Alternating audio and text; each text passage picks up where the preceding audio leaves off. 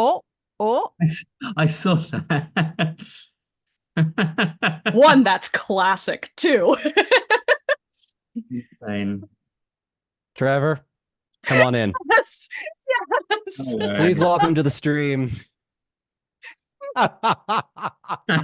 I wish we'd gotten that incredible. initial reaction. That was very good. That was a moment for us. That was, I Hold saw on. Tori's Where the eyes fuck's go, my phone? "Ooh." Jesus. Grab your phones. Well, I where was is about he? to say, it was so funny too, because we were originally planning There on he like, is. all right, Halloweth, you slinked off to go hunting. Who do you meet in the woods? Please welcome Trevor Cullen from Rooster Oh, Teeth. it's so funny. Did I get it? Am I Hey, in? Yeah, hey. there Okay, we sorry go. about that. I spoiled the whole shebang. No, You're okay. fine. Amazing. This is pretty classic for us. Folks, Yeah. thank you so much for joining us. Please welcome from Rooster Teeth and the Red Web podcast, Trevor Collins. Hi, Trevor. Hi, Trevor. Hello, everybody.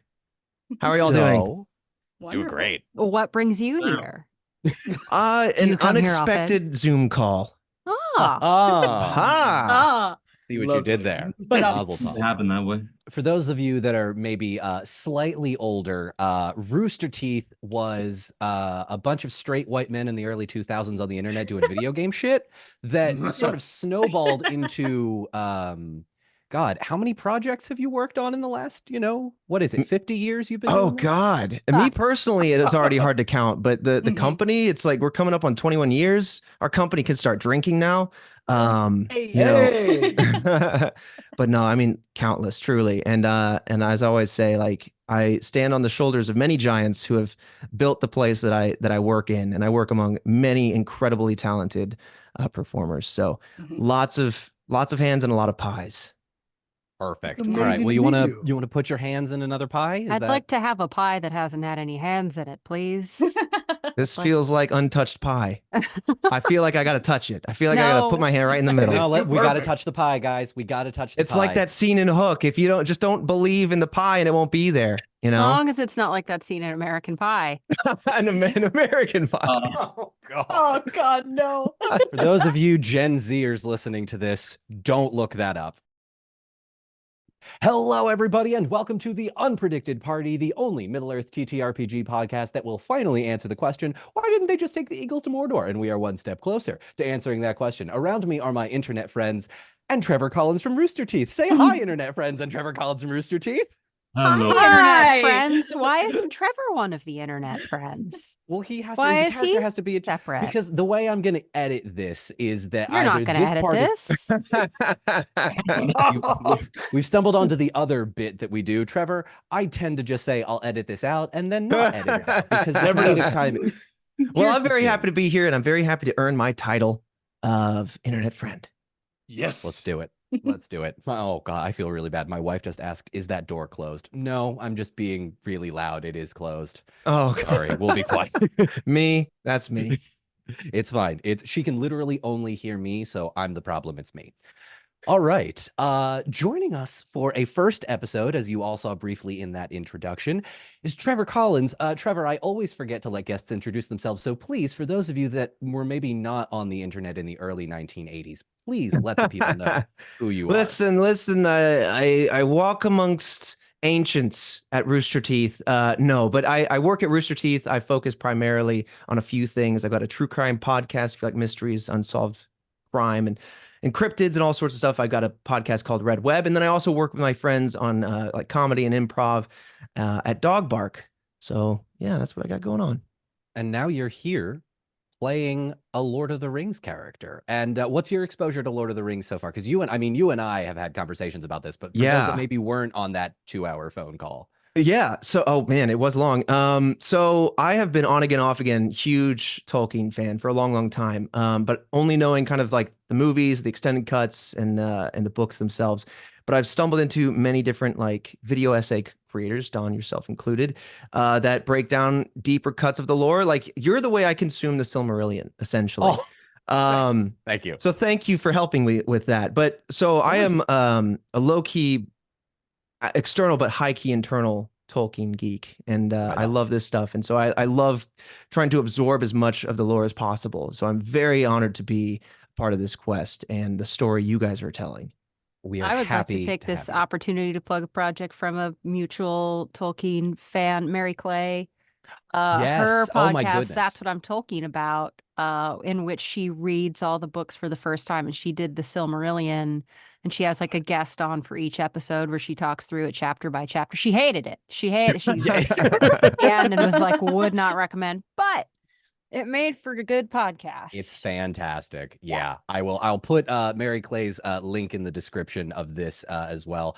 Trevor, is there a website where people can find you specifically, or you're just everywhere on the internet? There's roosterteeth.com, which has all of our company's shows and brands and everything. Otherwise, Red Web is wherever you listen to podcasts. Yeah. Right. So awesome. we're doing things a little bit out of order, but a couple of people to thank before we get started. Special thanks to Sarah M. Shunky for doing some of the artwork for this show. You can find her on Instagram at Sarah M. Shunky. The battle maps are made by Little Wit the Cartographer, and the music is crafted by Cullen Vance. You can go to cullenvancecreative.com and stream all of his or buy all of his music. Now, typically I say, is everybody ready? And then they say, no. Oh, yes, we are using The One Ring from the Free League Publishing Company. Special thanks to them for giving us early access all those years ago. And special thanks to our sponsors, who are the, ones actually giving us money that I constantly forget to mention. The Rook and the Raven. You can go to therookandtheraven.com for all of your TTRPG note-taking needs. They have special inserts and guides and all of this cool stuff. Go to therookandtheraven.com. With all of that out of the way, are we ready to get started? Let's do it. No. Well, let's Who did try. you forget? Who'd you forget? Yeah, Don. Oh, It's a good dice. Lord. Sorry, I'm so bad at this. A special thanks to my wife. She goes by Nat20 Wife online. The collective cheer of he remembered to thank his wife was just you all He was non-verbally. reminded to thank his wife. I should go down there in person. No, I'm not. Well, we'll do that later. I'll read the room. All right. With all of that out of the way, are we ready to get started? Yeah. Let's go. Yeah, let's go. Let's go.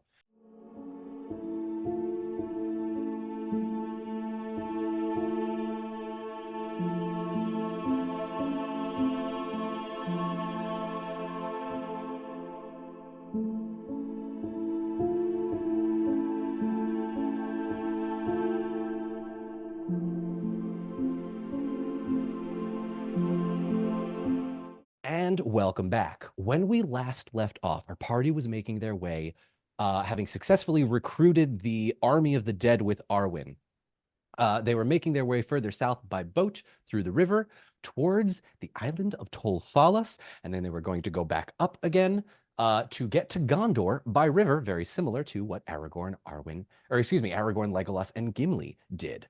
However, they were waylaid. A number of distractions came about, including a fire on one side of the camp and then a potential sea monster encounter that they very narrowly managed to avoid with the help of a not-so-friendly NPC named Havari. She and her young sister have been seemingly abandoned or left alone and orphaned by the two parents that were taken by said sea monster that attacked the boat.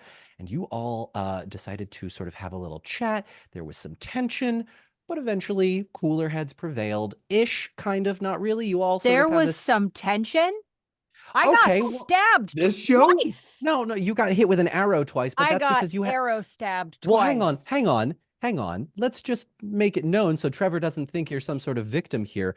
You did grapple this woman from behind and hold a knife to her throat because you were tired of. I didn't cut her with it. I didn't cut her with it. I'm sure her 11-year-old sister with the arrows pointed at you that eventually shot you was able to tell the difference in that Shot me split-second decision twice. she made. Tomatoes. It's I cut her 0 times and I got stabbed twice. Doesn't seem Yeah. fair. Oh no, if it isn't the consequences of Charlotte's actions coming back to haunt her. Not my actions. Not Oh, my excuse me. actions. Well, when I kill your NPC, maybe it will be then. All right. So, however, even though the tension was at an all-time high, despite, my nonchalance, Halloweth was kind of sick of it. And Halloweth, I'm going to say that you, in sauntering off, have found yourself hunting. It was for a purpose. I would like to say that I did ask. By all means, what are you trying to do? I said, well, I asked Barry. I asked Barry, does he need any bait for his trap of this monster which is in the river currently. And he said yes, and I said, right, this is a perfect opportunity for me to contribute somewhat rather than just standing there and listening to people bicker, but also to help get us on our way because we're pressed for time. This is a chance for Halloweth to solitude, just hunt by himself and have his own thoughts for company, which is all he wants. All right. Well, let's interrupt that in just a moment. Okay. Halloweth, I'm gonna go ahead and ask you. You need to make for the first time ever in this game, because I What? didn't think it was gonna come up because Lembas bread is a thing. Make a hunting check for me with Oh my God. 1d12 my and God. 3d6s. Trevor, to give you an idea, there are 18 skills on your One Ring character sheet. Mhm. I thought that was too many skills, so we cut some of them so that people could min-max a little bit more because we thought this was going to be a 30-episode campaign. Where 2 is years later, and it's not. True. Where is hunting in terms of? Oh, Is it that's the Under strength. The yeah. strength. Strength. Yeah. okay? You probably have it crossed out because I told you to before we even began the I campaign. did. So I'm just going to give you half of your bow skill. 1d12, 3d6s. Okay, that's fine. I got a 21, so I beat my target number by 9. Okay. With a 21, you manage to, I'll say it takes you about a half hour Okay. to stalk your way through the woods and figure out sort of get your lay of the land, get your bearings, look for animal tracks. Sure. What's going through Halloweth's mind as he wanders alone, seemingly for the first time in this campaign? Yeah, he's going to be trying to focus very hard on the job at hand to kind of have one thought process and one goal instead of having to think about other people around him and thinking, okay, we as a group have to do this. I'm not worried about dynamics. I'm not worried about anything else aside from my one goal. But I guess he's going to take in the kind of land that he's on right now. What are the trees like? Does the atmosphere around Halloweth feel kind of calming, or is it foreboding? Are the trees kind of looming in, or are they allowing him to kind of breathe in this kind of isolation? But is it pleasant isolation? Like what's Sure. I won't say it's pleasant, just given the quest that you have in front of you. No. Okay, pleasant may be a stretch, but you know what But I mean. it's at the very least serene in the best possible way serene can be in a situation like this. A light wind, no clouds. You can make out the moon and stars through the canopy of the trees. You also hear a rustle from about 100 feet in front of you, and you see a small deer, like probably a like teenager, awkward, lanky style, not quite full grown buck, but still sort of like that young adolescent type deer. He has kind of the thought of, you're coming home with me. All right. So with a 22 hunting check, Yeah.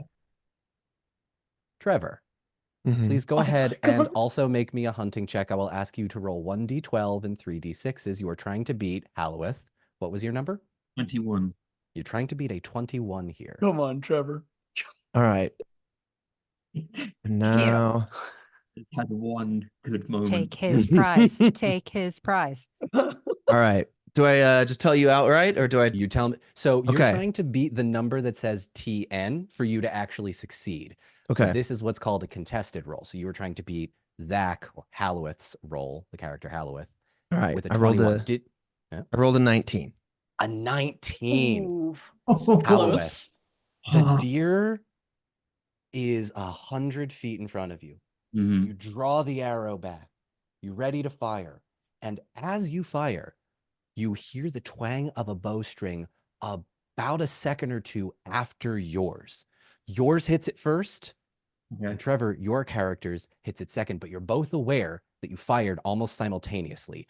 But the arrows are coming from perpendicular sides, basically at a 90-degree angle. So Halloweth, yours hits it in the flank. Trevor, your character's hits it in the chest. I will ask both of you right now, Trevor starting first, what are you doing in this moment? So I can see that another arrow hit it. You can see it very clearly, yes. I move into cover and start to rotate that direction. Halloweth, if you would like to make me an awareness check, And Trevor, make a stealth check for me. Do I roll the amount of d6s that I have checked in on my sheet? You do, yes. So if Okay. 1 diamond is filled in on your sheet, that is equivalent to 1d6. The d12 is a base total for everything, and then a number of d6s. I beat my target number by 10 for a By win. 10, what was it total? 22. 22. Trevor? 14. 14. Halloweth, you have absolutely no problem spotting the fact that there is a human, probably 20s, 30s, clad in leather armor, attempting to hide, but you're several thousand years old. You've done this shit before. Halloweth immediately, bow drawn, arrow pointing exactly at the spot where this man is hiding, and says, "If you come out now with your hands up and your weapons down, I will not shoot you." I walk out, hands up, calmly. Curiously, correct me if I'm wrong, Halloweth is an elf? Yes. So I walk out and I'm seeing an elf. I could tell just by hearing it. So immediately I'm trusting. I walk out and I go, curious to see an elf all the way down here. What brings you out this far? My business is my own. Who are Oh, it's not. So, Trevor, here's another one of the bits that you just snuck by, Zach. you? Whenever they quote the movie. It's not quite. It's not quite. So it doesn't count. No, nail him. Whenever you quote the movie, you add an additional 6 HP to the final boss. Oh, And whenever I quote the movie, we take 6 HP away. But Zach, I'll let you have that one since Got it's it. Trevor's first time. My business is my own. Mm-hmm. State yours and you live. Who are you and where are you from? Likewise, as your business is yours, mine is mine. If we can be on each other's way, that would be just fine with me. That all sounds pleasant enough. However, it appears we are at a crossroads with this particular kill. I got it first. If you let me take it, I will spare you.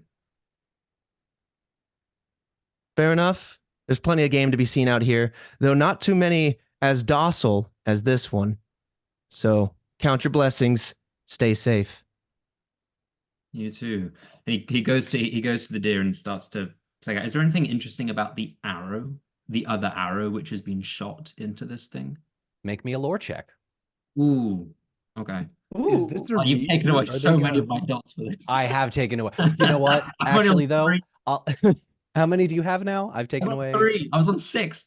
You Now were I'm on 6, 3. yeah. He maxed out his stat, Trevor, and then I had to nerf him because he got too power. No, I'm kidding. This is all lore accurate. That is essentially what happened. We all know it. Okay, I got a 16. I beat my target number by 4 for a lore. This is a Gondorian arrow. Ooh. Oh, I know. I knew it. I knew it. I know. Okay. Yes. It's okay. It took a Yes. Okay. Okay. Soldier of Gondor. Is that who you are?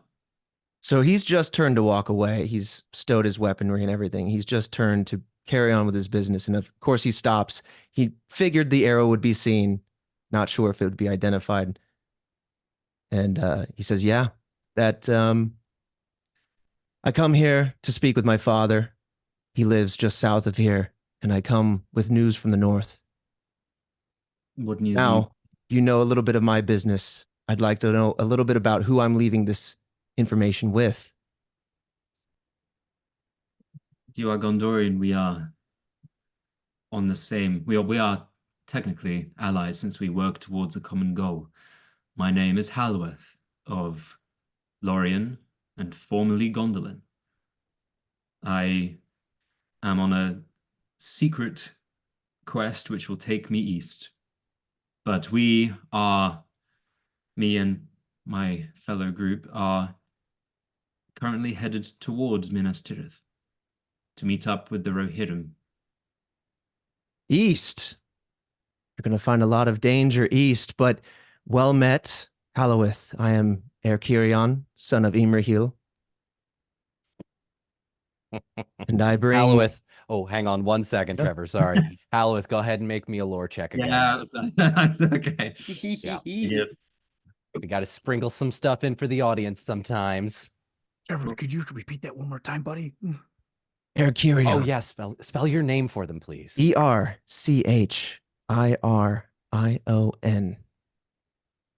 I'm so angry at Tolkien for making that name because it's so good. I want it. Like It's a really good it's name. so good. It's a So really many of good his name. names. I beat my target number by 4 for a lore check. I got 15. In beating a target number by 4, you would be aware of the name Prince Imrahil, the one of the many princes of Dol Amroth, which is one of the Gondorian provinces here in the Third Age. You don't know too much about him. Rumors of a powerful human warrior, strong family line, good bloodline, for lack of a better term. That's been coming up a lot lately in our sessions. So you know that he comes from the Numenorian peoples, and that this is a man of, taken at face value, a man of honor, you would assume. I guess Halloweth respects that. He does respect sort of lineage and honor. You say you are heading south. What news do you bring your father? Is there anything from Minas Tirith itself?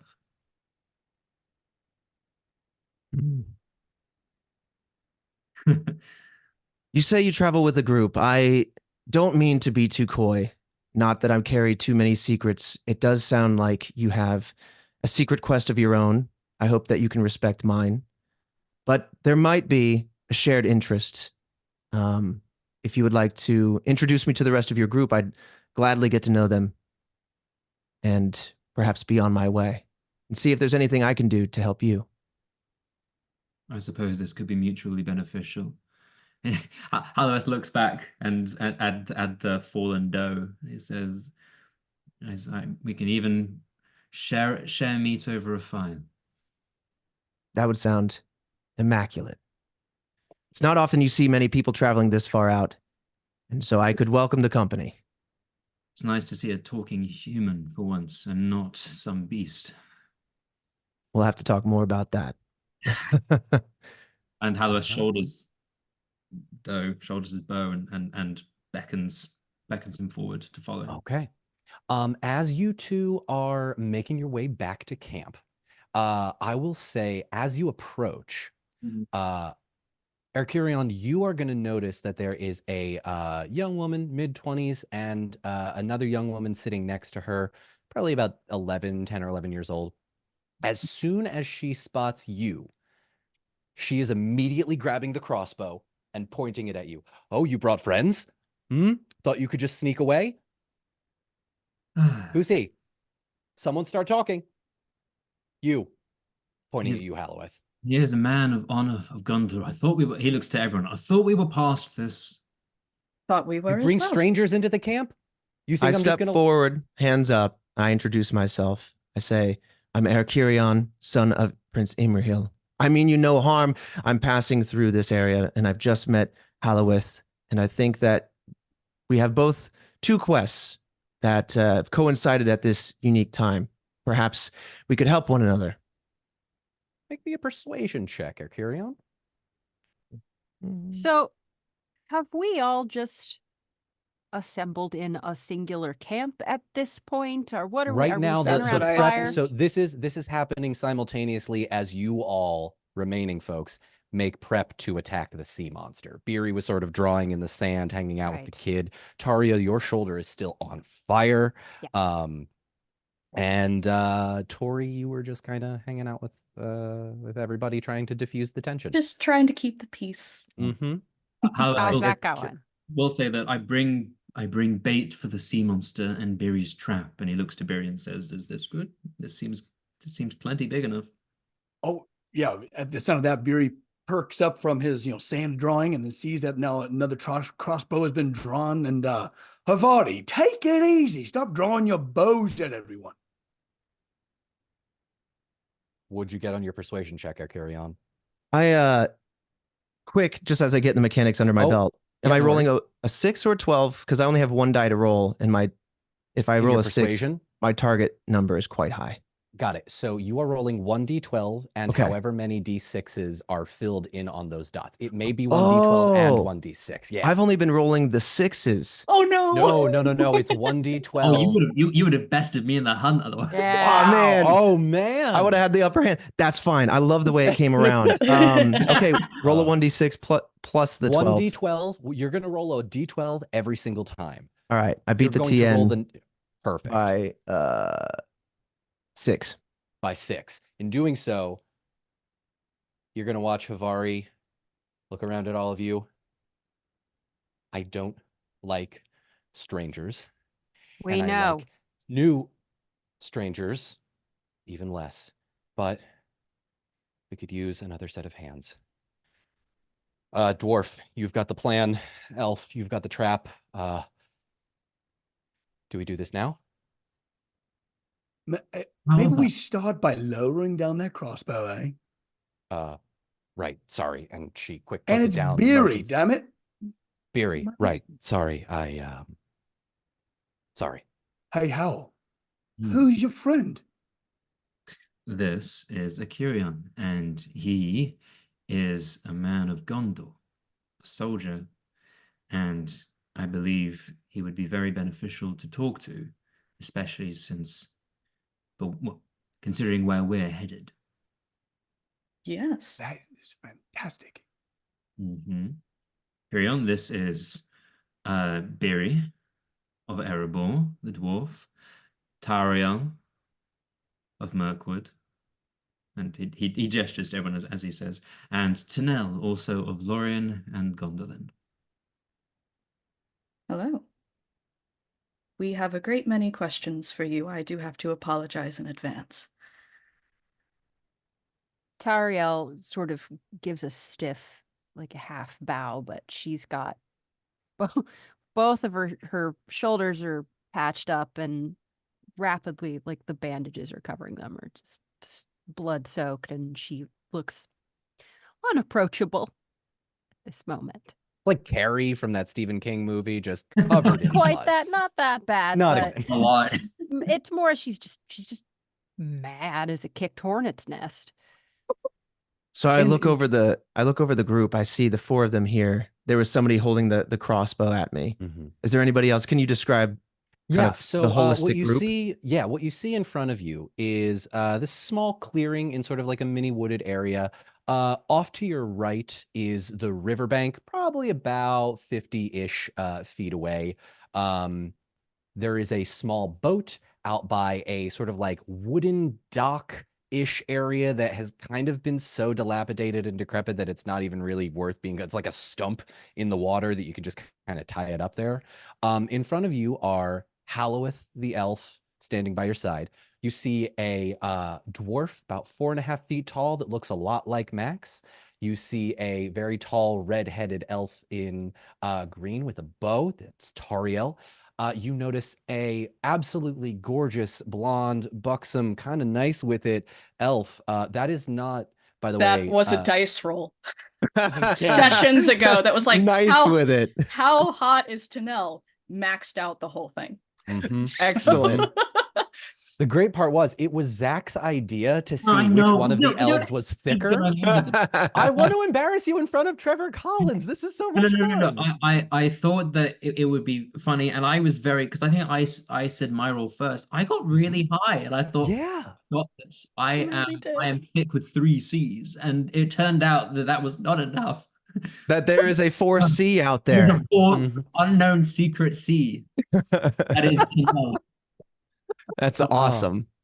She is just beautiful, and all of the that luscious elf gorgeousness that only Tolkien can describe. You also notice the 2 NPCs that I'm playing. One of them is a small, rugged 10-year-old girl that looks like she just popped out of the video game The Witcher 3. You also notice Havari. She is a young 20-something, darker skin, carrying just this enormous crossbow that she has no business being able to hold for how small she is, but she's holding it, not at you, but it's around there. Everyone looks stressed and on edge, and the situation is, oh, these people don't really know each other, but they're stronger together. They just don't like each other. And given the amount of blood in the area, shit went down. Gotcha. Okay. I'm still kind of with my hands up and I'm slowly putting them down. I say, well, it seems I look to Halloweth and I say, well, it seems like you've collected quite the group here. Beautiful over here. Beautiful Tanel, you said? Well met. Mhm. The rest of the group, it's very lovely to meet you. Though I do see that you and I kind of look at Tariel and I say, you do look worse for wear. If there's anything I can do for you, I do have a few odds and ends here. I don't have a lot. I don't travel with a lot with me, but I might be able to help patch you up a little bit. But I hear you guys are on a quest. I'm on my way, and I gesture southward to see my father, to carry news from the north. Is before we go our separate ways, is there anything I can do to help you on this quest of yours as we kind of pass and you head back where I'm coming from? Do you have any news of Gondor? That's where we're heading.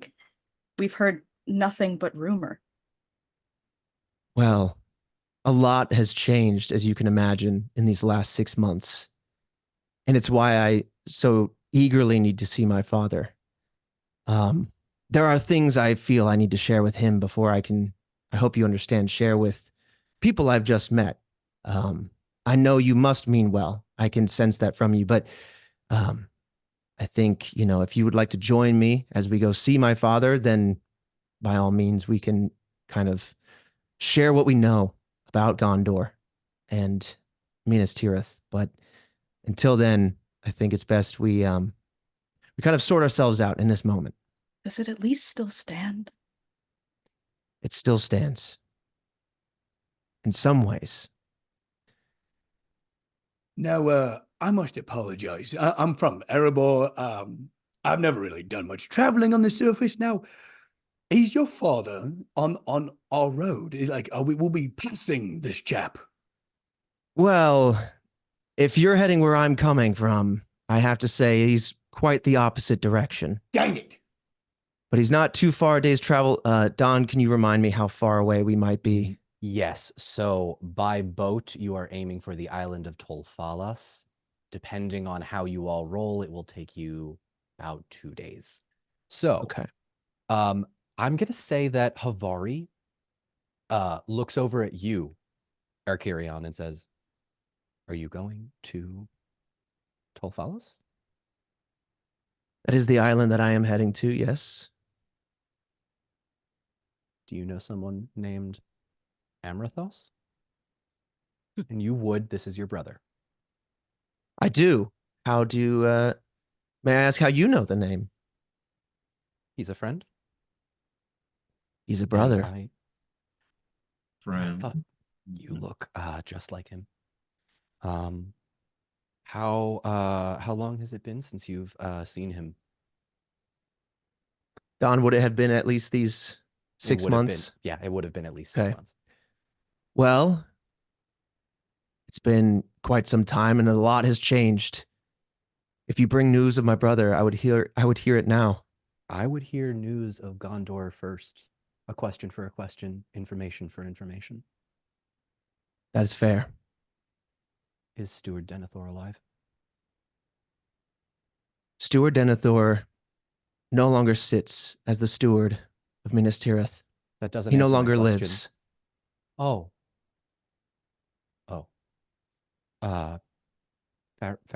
Faramir? Is he?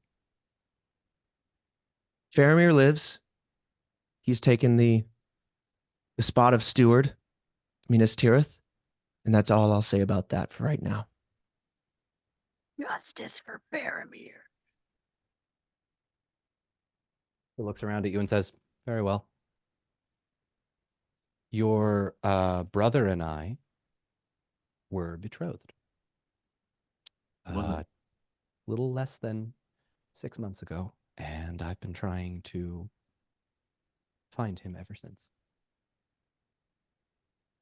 Do you have any knowledge of his whereabouts, where he could be? When did you last see him?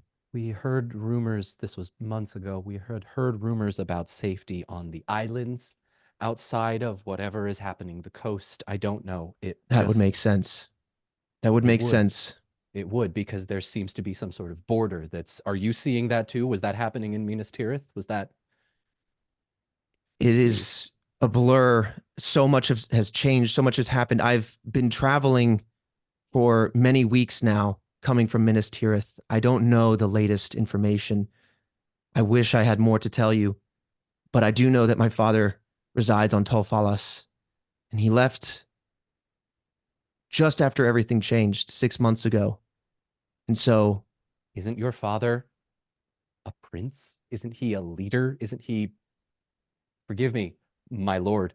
I had figured he would be in the city, helping to keep his family safe on whatever island they remain safe in. And she hope kind of... runs thin in Minas Tirith. Mhm. And my father hoped so desperately to rekindle that hope. And when we looked out east and we saw Mount Doom explode, and then I don't know what happened after that, but the city erupted into chaos, and the steward died.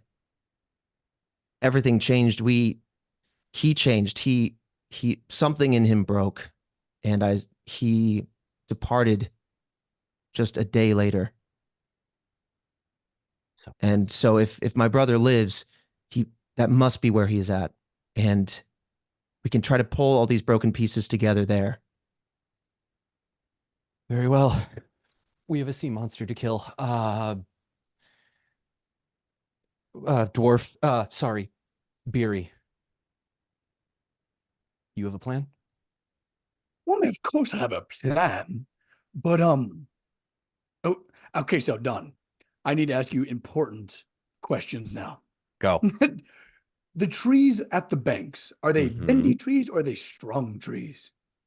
Oh, you know what? We'll let the dice decide this one. Roll Oh. me a d12. If it is a 9 or higher, they will be whichever trees you need them to be. We'll say an 8 to 4, a mix of both, and a 3 to 1, none. None of the trees you need. Oh my god. Oh, Oh, I want you to roll. Well, me to roll, I'm like, I want you to roll this waiting for it. d12. Roll the d12. it's in constant suspense. 8. 8.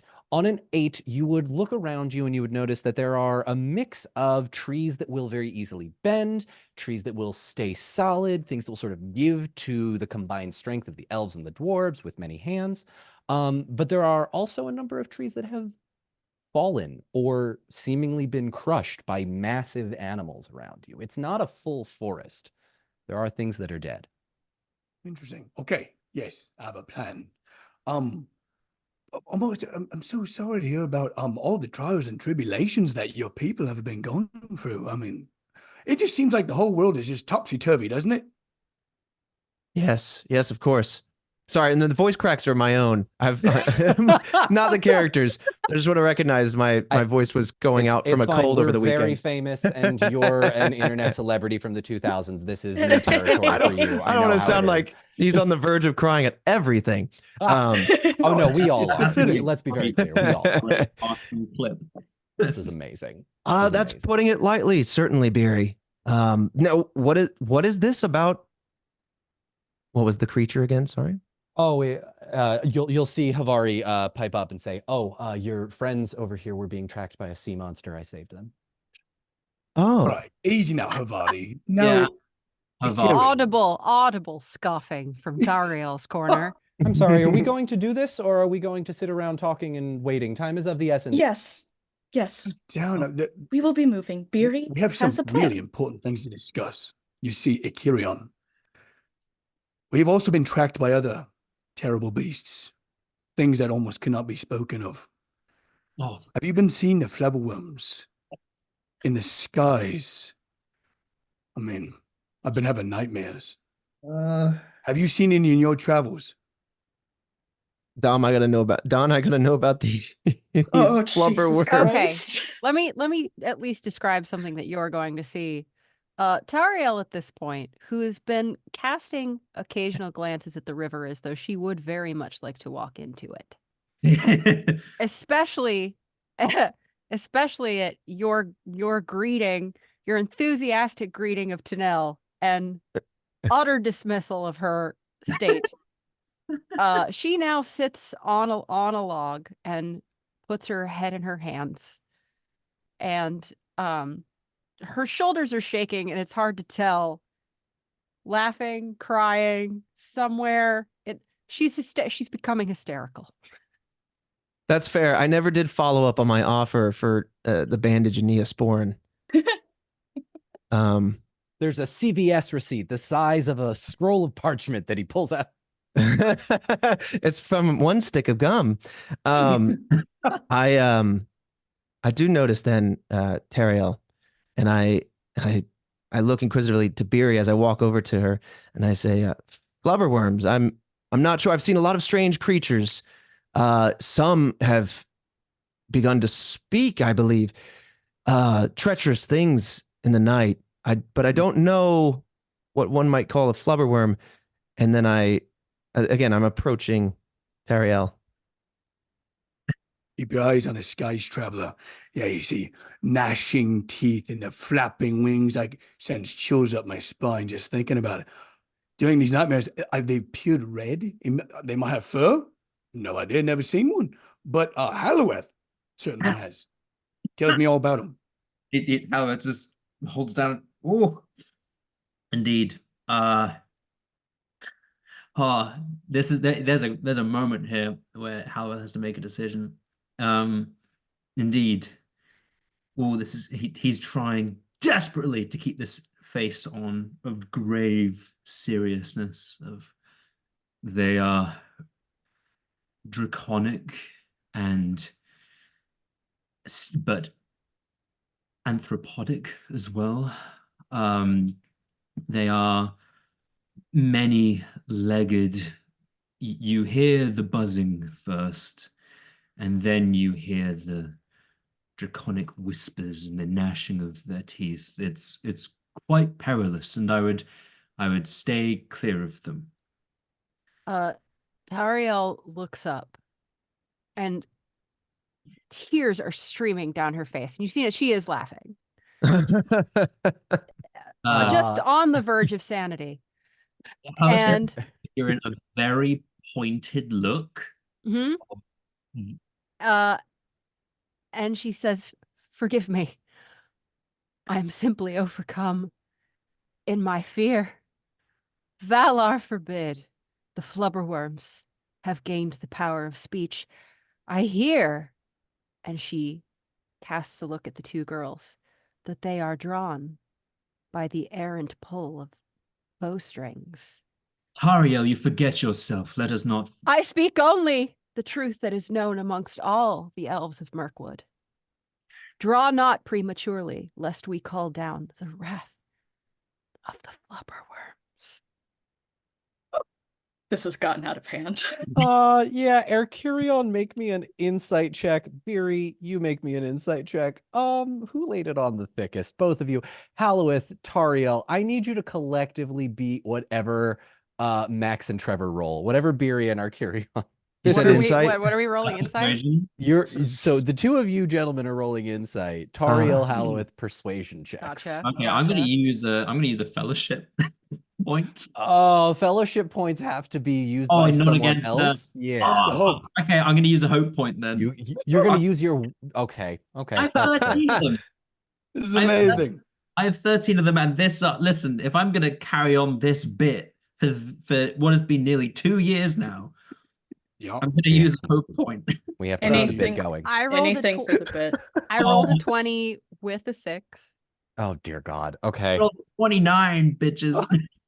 Okay. Collectively, Trevor, Max, Yuri, and Ercurion need to beat a 49. Oh, 10.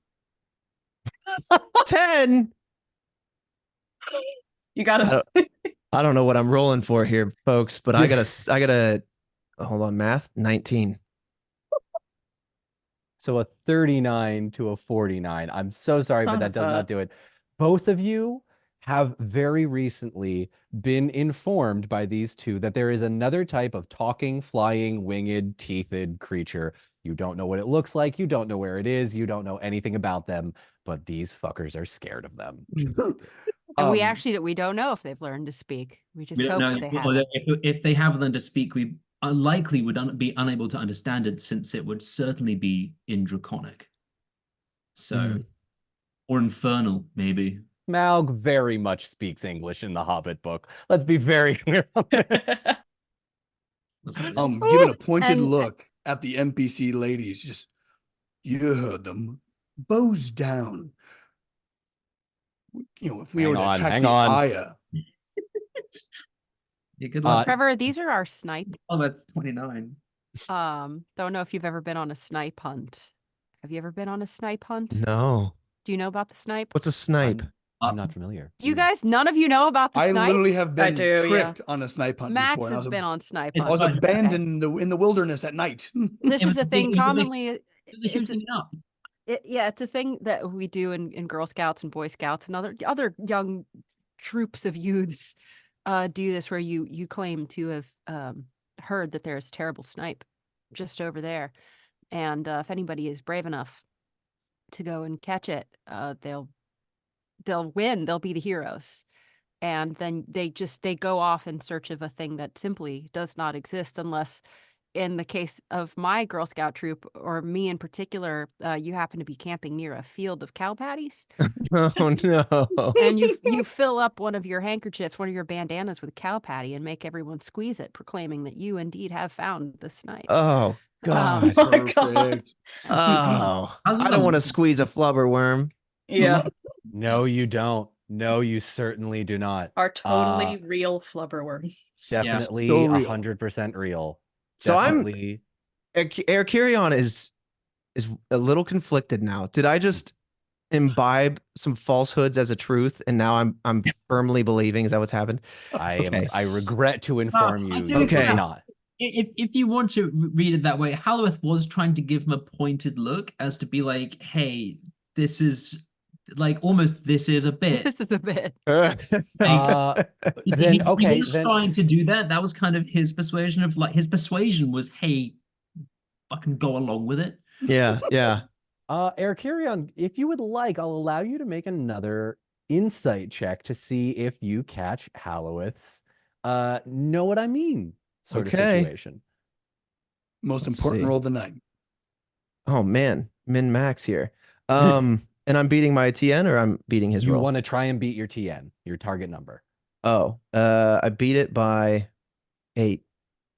Dang In it. beating it by 8, Erkurion, you think this is real. You think there are these new creatures, and then there's a moment where you look at Halloweth, and he looks at me, and I look at him, and we do that back and forth thing. Yeah. You understand after a moment, oh, they're playing a joke Yeah. on this dwarf. Okay. It's less fun now because the animals are actually, talking and dangerous now, but I suppose I can go along with it. Sure. And you immediately are like, okay, this is what I'm doing now. Perfect. You can choose to go along with the No, bit. I You love can- it. Here So we go. okay, so Erkurion, as he's reaching into his bag, he's would it be appropriate to attempt to help Teriel with something like King's Foil? Like a healing herb or something? You can You absolutely can go- certainly try. Okay. Okay. So so- Erkurion, I did not mark this on your items sheet, but you would have Othalos King's Foil with you at all times, Gotcha. being a man of Gondor. That is something from the One Ring. You just kind of Okay. perpetually have healing stuff on you. Is it Cool. Tanel who has patched Ariel up at this point? I can't remember. Yes, who I patched believe her. Yeah, Tari- just a little bit. Yeah. Okay. Or But- Halloweth made a healing check. I'm not. Yeah, I because my healing, I purposefully put things into healing to do this. But Yeah. I mean, if you would like help. However, Halloweth can also just help Barry with the trap because that he brought the deer. Let's see. My healing's not super great. Just to finish out this moment of flubberworm action. When I first showed up on the scene, I recognized that tensions were a little high. And I hope I'm pronouncing it right. Tariel. Tariel. was injured, and now, as you described, was sitting further away, looking, who knows, shoulders kind of jumping a little bit. So I took it as a sign of well, I offered, so let me go help. And after the flubberworm thing, I kind of go, I respond to Beery and I go, right. Well, I'll certainly keep an eye out for these flubberworms. These are quite dangerous times. And you've turned to me, Tariel, and it's clear you're laughing. So I'm now holding some king's foil in my hand with this awkward air of, do you still need help? Or what? I kind of awkwardly ask, Okay. do you need assistance? Or because I'm caught now in this flubberworm moment. So at your initial approach, Tauriel, having like sort of like calmed down for a second, shoots you a stern, appraising look. Who is this guy? What's his deal? Why is he trying to touch me right now? And then only after you decide that you're in on the joke, does her posture relax a little bit? And does she say, well, if it is not too repugnant to you to aid one who is not perhaps so beautiful as Tanel, I would welcome your assistance, Princeling. Princeling. Really got to be in your bonnet about this. Jesus. Literally, this mortal man, rolled up in here while Yeah. I'm bleeding out, immediately is like, Tanel, my lady. And then I is am like, but a oh, and mortal man. you look half dead. You look like you're on the verge of death. Do you need help? Which Excellent. is a response that any woman who doesn't wear makeup is familiar with, just existing in the world. So, and Tariel, by the way, Trevor, I don't know if you've seen the Hobbit movies. She's played by Evangeline Lilly. She's a lovely woman. So this is an egg, but you must pass. You must answer this last riddle of the riddles 3. This is one of those classic moments in D&D where I just throw something out and it sticks harder than the other stuff. Yep. Something's Not bound the to. information Yeah. about Denethor, not the constant worrying about what's going on in the world outside. No. Tariel's worried about her ego. Carry Yeah. on. Yeah, Which is a John, very notes. valid. Okay, so She's just matching energy, folks. yes, she Okay. is. Sure. So I kneel down to her and I offer her the king's foil. And I say, if you feel if you need this, I meant, let's see. No offense. The word you were looking for is no offense. Yeah. And that's Yeah. I'm trying to make it all flowery, but essentially, yes.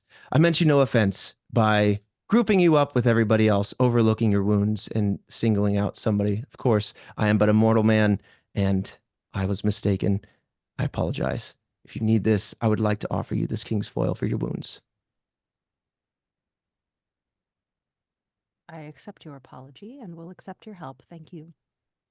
And she just sort of, she's okay. She's got 2 holes, one in her left, one in her right. One seems patched up pretty well. The one in her right shoulder's looking pretty gnarly. So it's just like it's torn through her clothing. There's sort of a bandage on it that's already kind of peeling off. So she'll offer that. Erkurion, I'm going to ask you to go ahead and make a healing check. In having the Athelas, go ahead and roll 1 extra d6 than you already have. And then in winning Tariel's favor, I'll allow you to roll with favor. So roll 2 d12s, take the higher of the 2 values. I didn't say you'd want her favor, but all right. You're not dead yet, and she hasn't given you the silent treatment, so I call that a win in Tariel's book. You're doing great, Charlotte. Proud of you. Okay. I don't need your approval either. You don't. All right. Spicy you, elf. John. Thank you, John. Happy. to Beat by just 1. All right, in beating your target number, Tariel, the immediate pain relief that comes from this salve that Erkurion has pulled from his pouch. It's this mixture of plants and herbs, and almost like flexing your shoulder. You feel as though, wow, that is some sort of miracle plant. I need to get more of that. This is like nothing we have in Mirkwood. Maybe this guy does know what he's talking about. And you regain 6 hit points, which, if I'm remembering correctly, should only put you down 2 That'll put me under your back max up on. to 23. Perfect. All Which right. is, yeah, down from, I think, Yeah. 20. It is right around this time you were going to watch as Havari says, listen, I'm sure this is all very polite. We have work to do. Would you mind if we, got to move on? I would move faster if I hadn't just recently had an arrow in my shoulder. You'd be dead if I didn't help you. Are you coming or not? I don't think Know that we are. I don't think I've disliked an NPC more than Havati. Man. I call her that because she's just a piece of cheese to me. Habari, Habari. I know. Yeah. Wait, B or V? Sorry, V. Sorry, V. Yes, Havari. Not like Havarti. No, The not the cheese. cheese.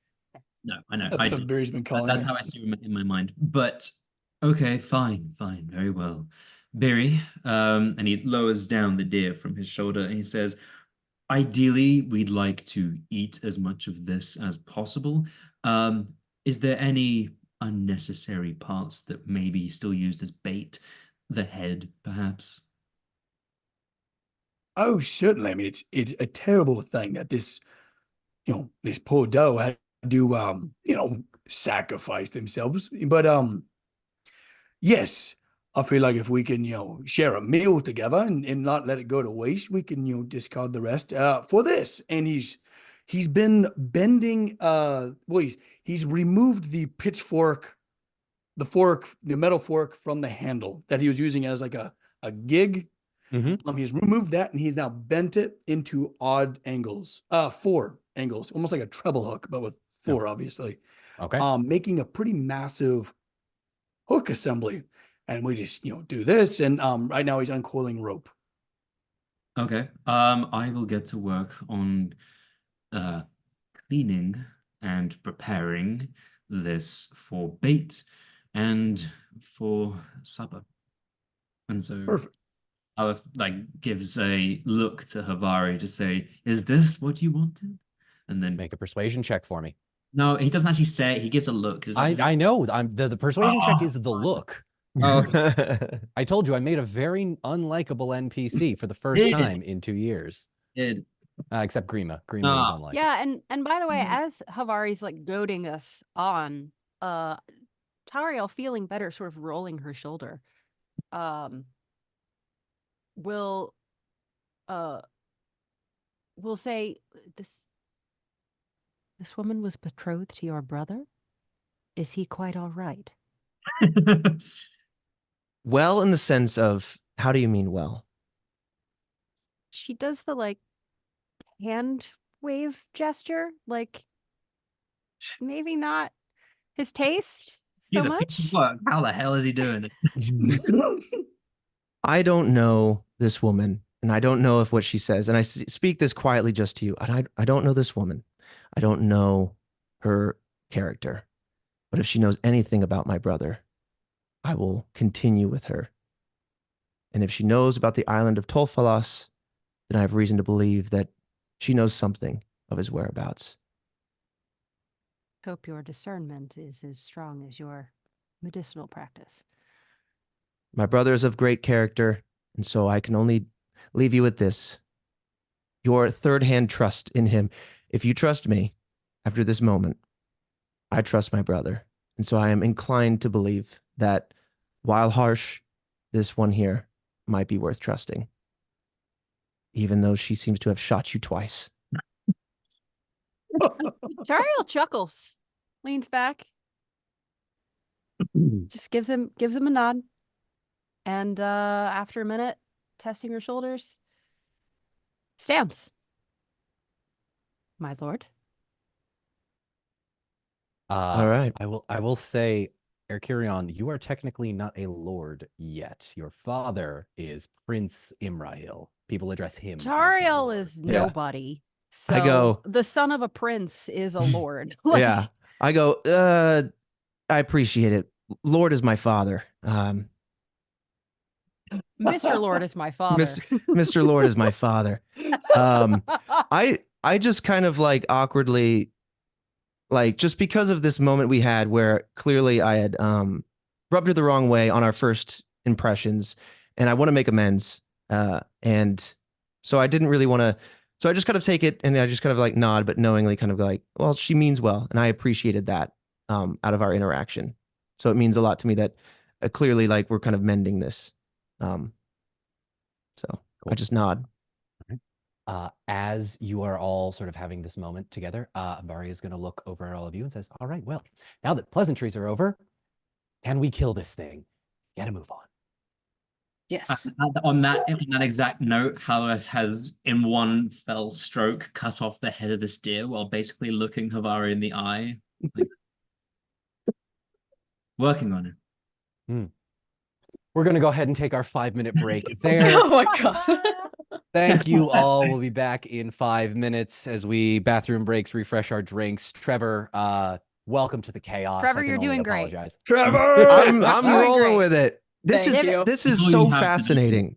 It's a hell of a dynamic. Well, we started out super serious, and then as the campaign has gone on, we've slowly just divulged into pure insanity and I love it. doing whatever the Mhm. hell we can. This is the way. And Yeah. No, I love this is it. the way. This is the If way. it All if right. it makes you feel any better, like everybody gets a bad start with Tariel.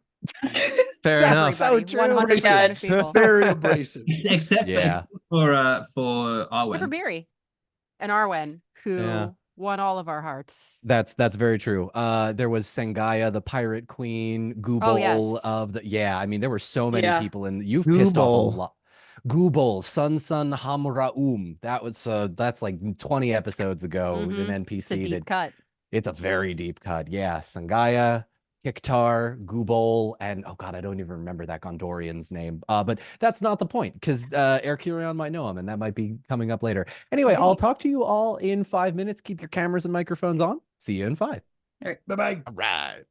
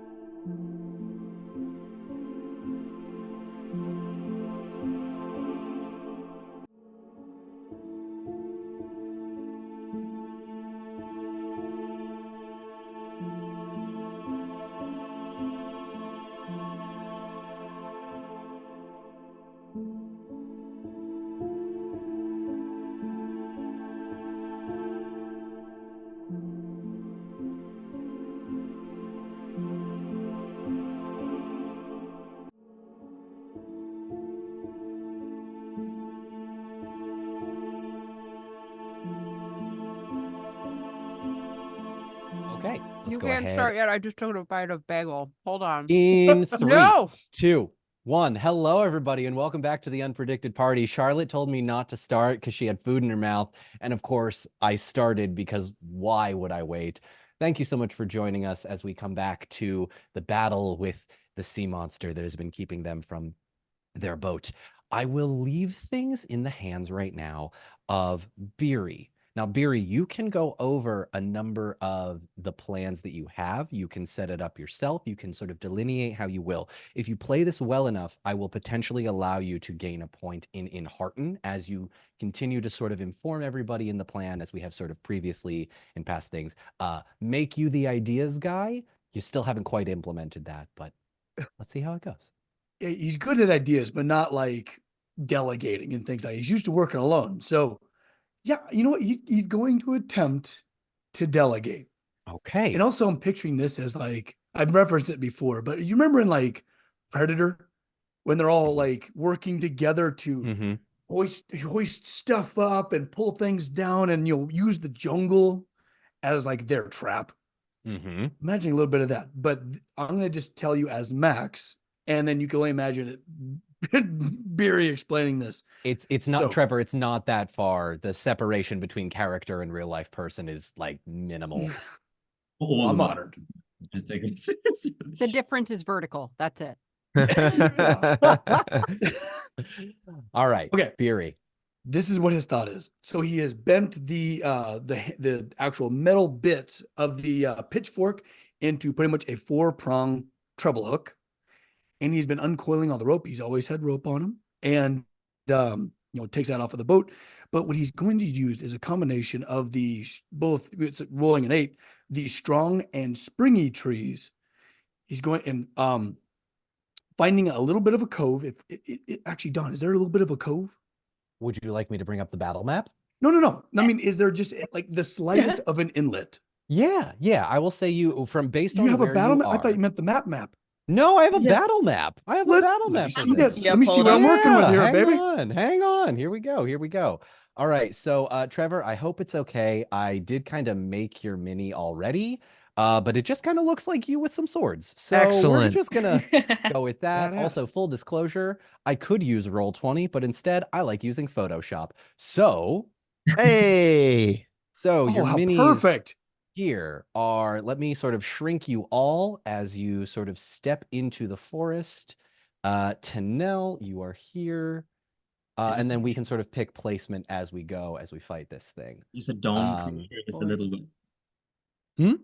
Is this a dawn creation, or is this a little bit? This is a dawn creation. Yes, I made this battle map quite a while ago. My apologies to Littlewit, the cartographer, who does amazing work. But I really liked the sea monster idea from the start, so I've been running with it, and I made this, I want to say probably 1.5 years ago. And, Oh, wow. Oh my Yeah. God, you nerd. Yeah, Charlotte, I haven't explained this to Trevor yet. So Trevor, I got this idea after so many people on TikTok asked me why didn't they just take the Eagles to Mordor, that I started writing a module for 5e D&D. And then the One Ring system came out, and then they sponsored us, and so I wrote like 110 pages of notes about what would happen. And it turned into this, and now here you are. So here's what I will say. You all are going to see as you approach the sort of sandy shores.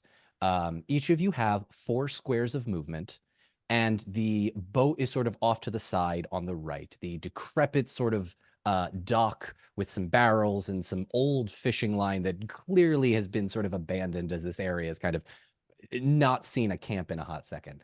The trees, Beery, in the forest that you were hiding in are off to the left. There are some trees that have been sort of toppled over and their stumps remain. Some have been cut down. Some have been either fallen over or they're not sort of cracked cleanly. It was something heavy that destroyed them.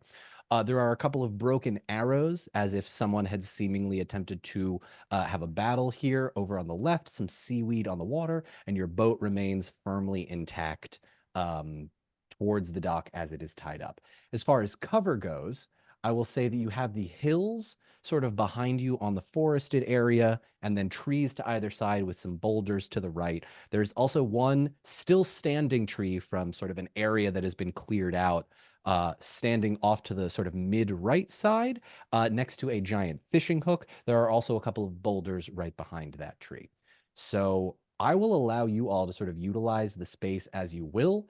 There is also, I should mention, a small sort of farm area with a gate closer to the forested area, almost as if someone used that as a pasture years ago. Beery, I'll let you Okay. take it from here. I got the plan. Is that fishing net a viable resource? Go ahead and make a scan check for me. I'll have you Oh, look it over, go and ahead. Dawn, can we have atmospheric music? I was just pulling it up. You are reading my mind. Is Havari just standing back for this? Havari is letting you all work. Havari is, at this point, trusting Beery to the point of letting him do what he needs to do. Have we learned her sister's name? You have not. I don't care to. Let's just leave it at that. Okay. All right. You may hear a really loud noise. Charlotte, you may think it's a bomb. Was the best. Sorry about that. So one time I played this music without my players knowing, and Charlotte thought it was a bomb going off because that first drum beat is just insane. My headphones are really good. I wasn't ready. I thought it was something in my front yard, and I looked out my window trying to find the car crash, and Max saw the whole thing. And Well, I will was the never live it only down. unlucky soul that saw it. And I proceeded to fall apart the rest of the episode. I was laughing so Great. Outstanding. Uh-huh. Uh-huh. Beery, the net, totally viable with a passing scan check for sure. perfect. Okay. All right. We have a plan. So bottom left, all of those trees. Now, would you say there are any are the ones on off to the left, sorry, really rigid and strong and tall, or are The they way you wrote, the bendier? way you rolled, it's a combination of both. Okay. Okay. So we got one net. What he's going to do, he's going to start bending those trees over in like clusters and then tying them down to one of those stumps. So they're anchored and charged. Okay. Like a spring. On the right trees, he's going to take that net. Well, we're going to take that net, right? He's trying to delegate all this. I'm just trying to give you the expeditious Sure. account for this. He's going to take that net and he's going to fill it full of those rocks, those boulders to the bottom right. And he's going to hoist those up in those trees over there on to the right. So we're creating pretty much batteries of physics on both of these bottom corners. And he's going to run the line out, kind of triangulated, not quite a 45-degree angle, like a 30-degree angle up to the shore between them. So slingshot trees. Slingshot trees. Excellent. Love And it. on the end of that line, both of them, is going to be that hook he made from the super trusty pitchfork. Okay. Do me a favor, make me an enhearten check. I will say on a success, you gain another point in enhearten for delegating and inspiring your peers and Oh my total God. strangers. I am going to spend a hope point because Okay. I really need this to work. Smart. Also, dark for dark business. Which means you add an extra d6 because of your ability. Trevor, a hope point is like an extra d6 that the players can add by drawing on the power of friendship and hope. And Max, you made it? There's 2 6s. Oh. Yeah, she's a pass. Okay, go ahead and add an extra diamond ability score to your enhearten check. The rest of you watch as Beery, somewhat uncharacteristically for the main cast, says, all right, I've got a plan. I'm going to explain it out loud, and you're all going to know what I mean. And you watch as his, we're in a crisis. I'm going to make sure I'm in charge. You go there, tie that there, get that over here. Watch out for that here. Make sure we don't get too close to the shore. By the way, these trees, they might bend. We need to use that one instead. And over the course of the next 30 minutes, even in the dark, you all set up these traps pretty expertly. I'll ask, though, Beery, make a craft check for me. You got because it. Oh, we're this is so creating exciting. things. Look at Beery growing. Craft, you said? Oh. Growing wiser, not taller. Yes. Oh, Say it again. it's a Randolph. Hey, all right. So Trevor, to give you an idea, on the D12s that the Free League Publishing Company sent us is the Gandalf G rune on the critical success, the equivalent of rolling a natural 20. We call it a Randolph or a Gandalf sometimes. I love that. for That's magic. awesome. Yeah, it's pretty awesome. Critical success, babe. Mhm. But it's 26, but the D6 is rolled like poopy. You're fine. Immediate success with that Gandalf roll. The trap is set perfectly how you want it to be. Now, Beery, Perfect. I'm actually going to let you do this with a little bit of player insight. You can move each of the characters that you see on this screen to wherever you need them to be. Oh, okay. Actually, if I may, I would like to do Please. at least this because I don't want to just narrate this thing. Okay. I want some character interaction here. So just I'll repeat it one more time just to make sure we're all clear. So there's two major ropes that are coming from the trees that are being charged by two different sources. One by gravity, held up by those rocks that will tumble down and drag that sea monster out, and then same with the other side that is a spring from those laid over trees. Oh, there we go. Look at there. Yeah. Got some Perfect. Target stuff. And then here's the deer. Oh Perfect. For no, those listening on the podcast, I am poorly drawing a Photoshop deer. the poor thing. It's just the head of Did the you deer. just give it Oh, it's just the antlers? head of the deer. Never mind. Let me undo this. Yeah, these are the entrails. This is the. Yeah, Also, sure. it didn't Well, have antlers. It was a doe. It was a doe. I don't even think it was old oh, enough shit, to that's grow right. There's a antlers. little anyway, teenager. okay, sorry, Bambi. The circle is where the trap is. Yeah. Okay. Okay. I like it. So, and holding everything down is this really delicate, like slip knot. So it's going to be take a pull of the cord from each. Actually, you know what? I'm going to do this as Barry. All right. So, all it will take is a pull of a cord to release this, but it must be simultaneous. You understand? Who is willing to climb trees? Hi, Beery. Yeah, I'll happily do that. Oh, Tin and Hal, my oldest friends. I love it. Yeah, and which ones would you want to take? Direct me and I'll go. I'll take the spring if you need me to. Oh, very well. Tin, right this way. Kind of guide you to the tree. And all right, you see there's a knot with a loop in it. Mm-hmm. And there's a rope that's really tight, and then there's a bit of rope that's really loose. You pull on the loose one, and all hell is gonna break loose. Okay. Very well. Not yet. Don't do it yet.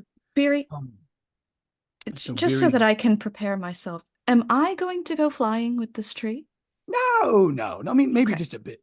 No, just hold on. All right. Just hold on with your very powerful legs. Okay. I I trust you. Oh, as you should. Beery, make an insight. No, I'm kidding. Go ahead. I do. I trust him implicitly. Okay. Insight? Oh no, dear. 4. I trust you implicitly. I know you trust him implicitly. You might want to trust him explicitly, too. I don't know if I trust him implicitly. The Chanel does. rocks tied to the tree that I'm in. And Hal, don't get anywhere near the backside of these trees because they're gonna go whipping and it's gonna get pretty wild. I'll steer very quick. Okay. What's your name? Erkirion. Kyrion. Yes.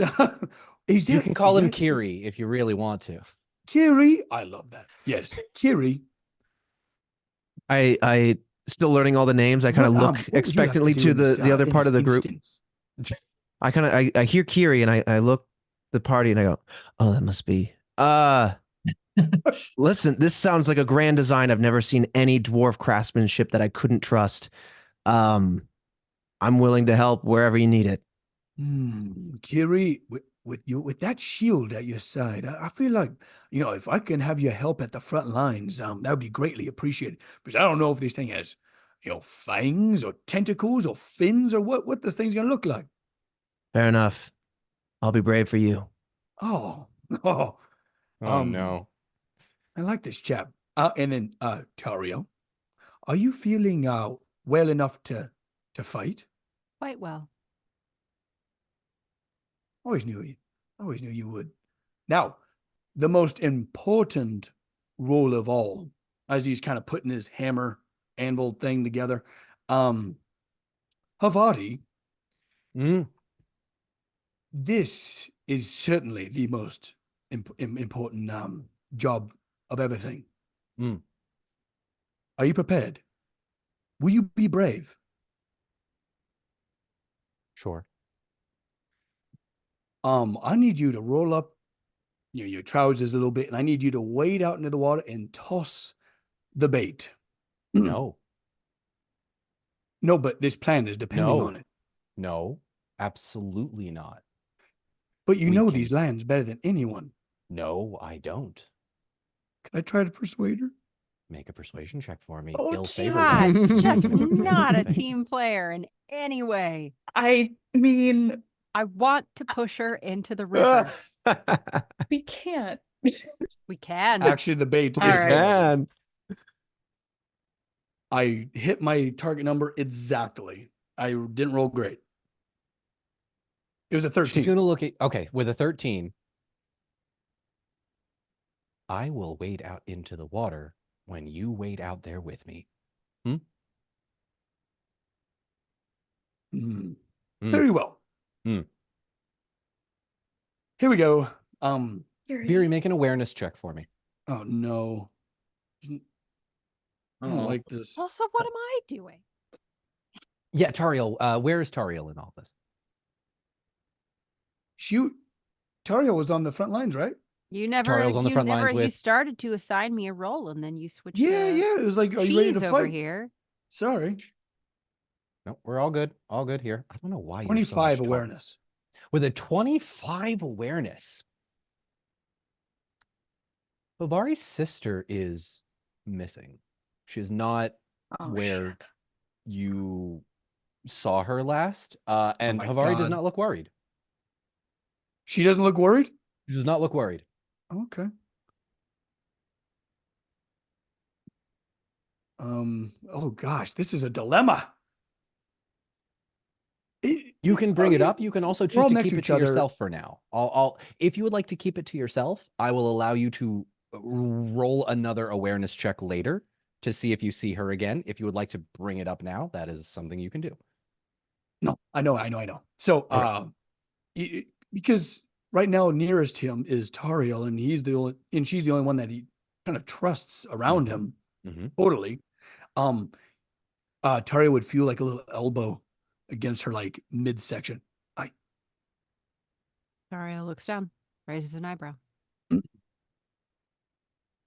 What do you have L5 see the little girl? I've lost track of her. She quickly looks around. Halloweth. I think I know where she might be. Can Halloweth look and check that the boat is not being pirated? Go ahead. I will say, Oh. Halloweth, you are not a part of this scene. Tariel, make a scan Oh. check for me with ill favor. Oh, no.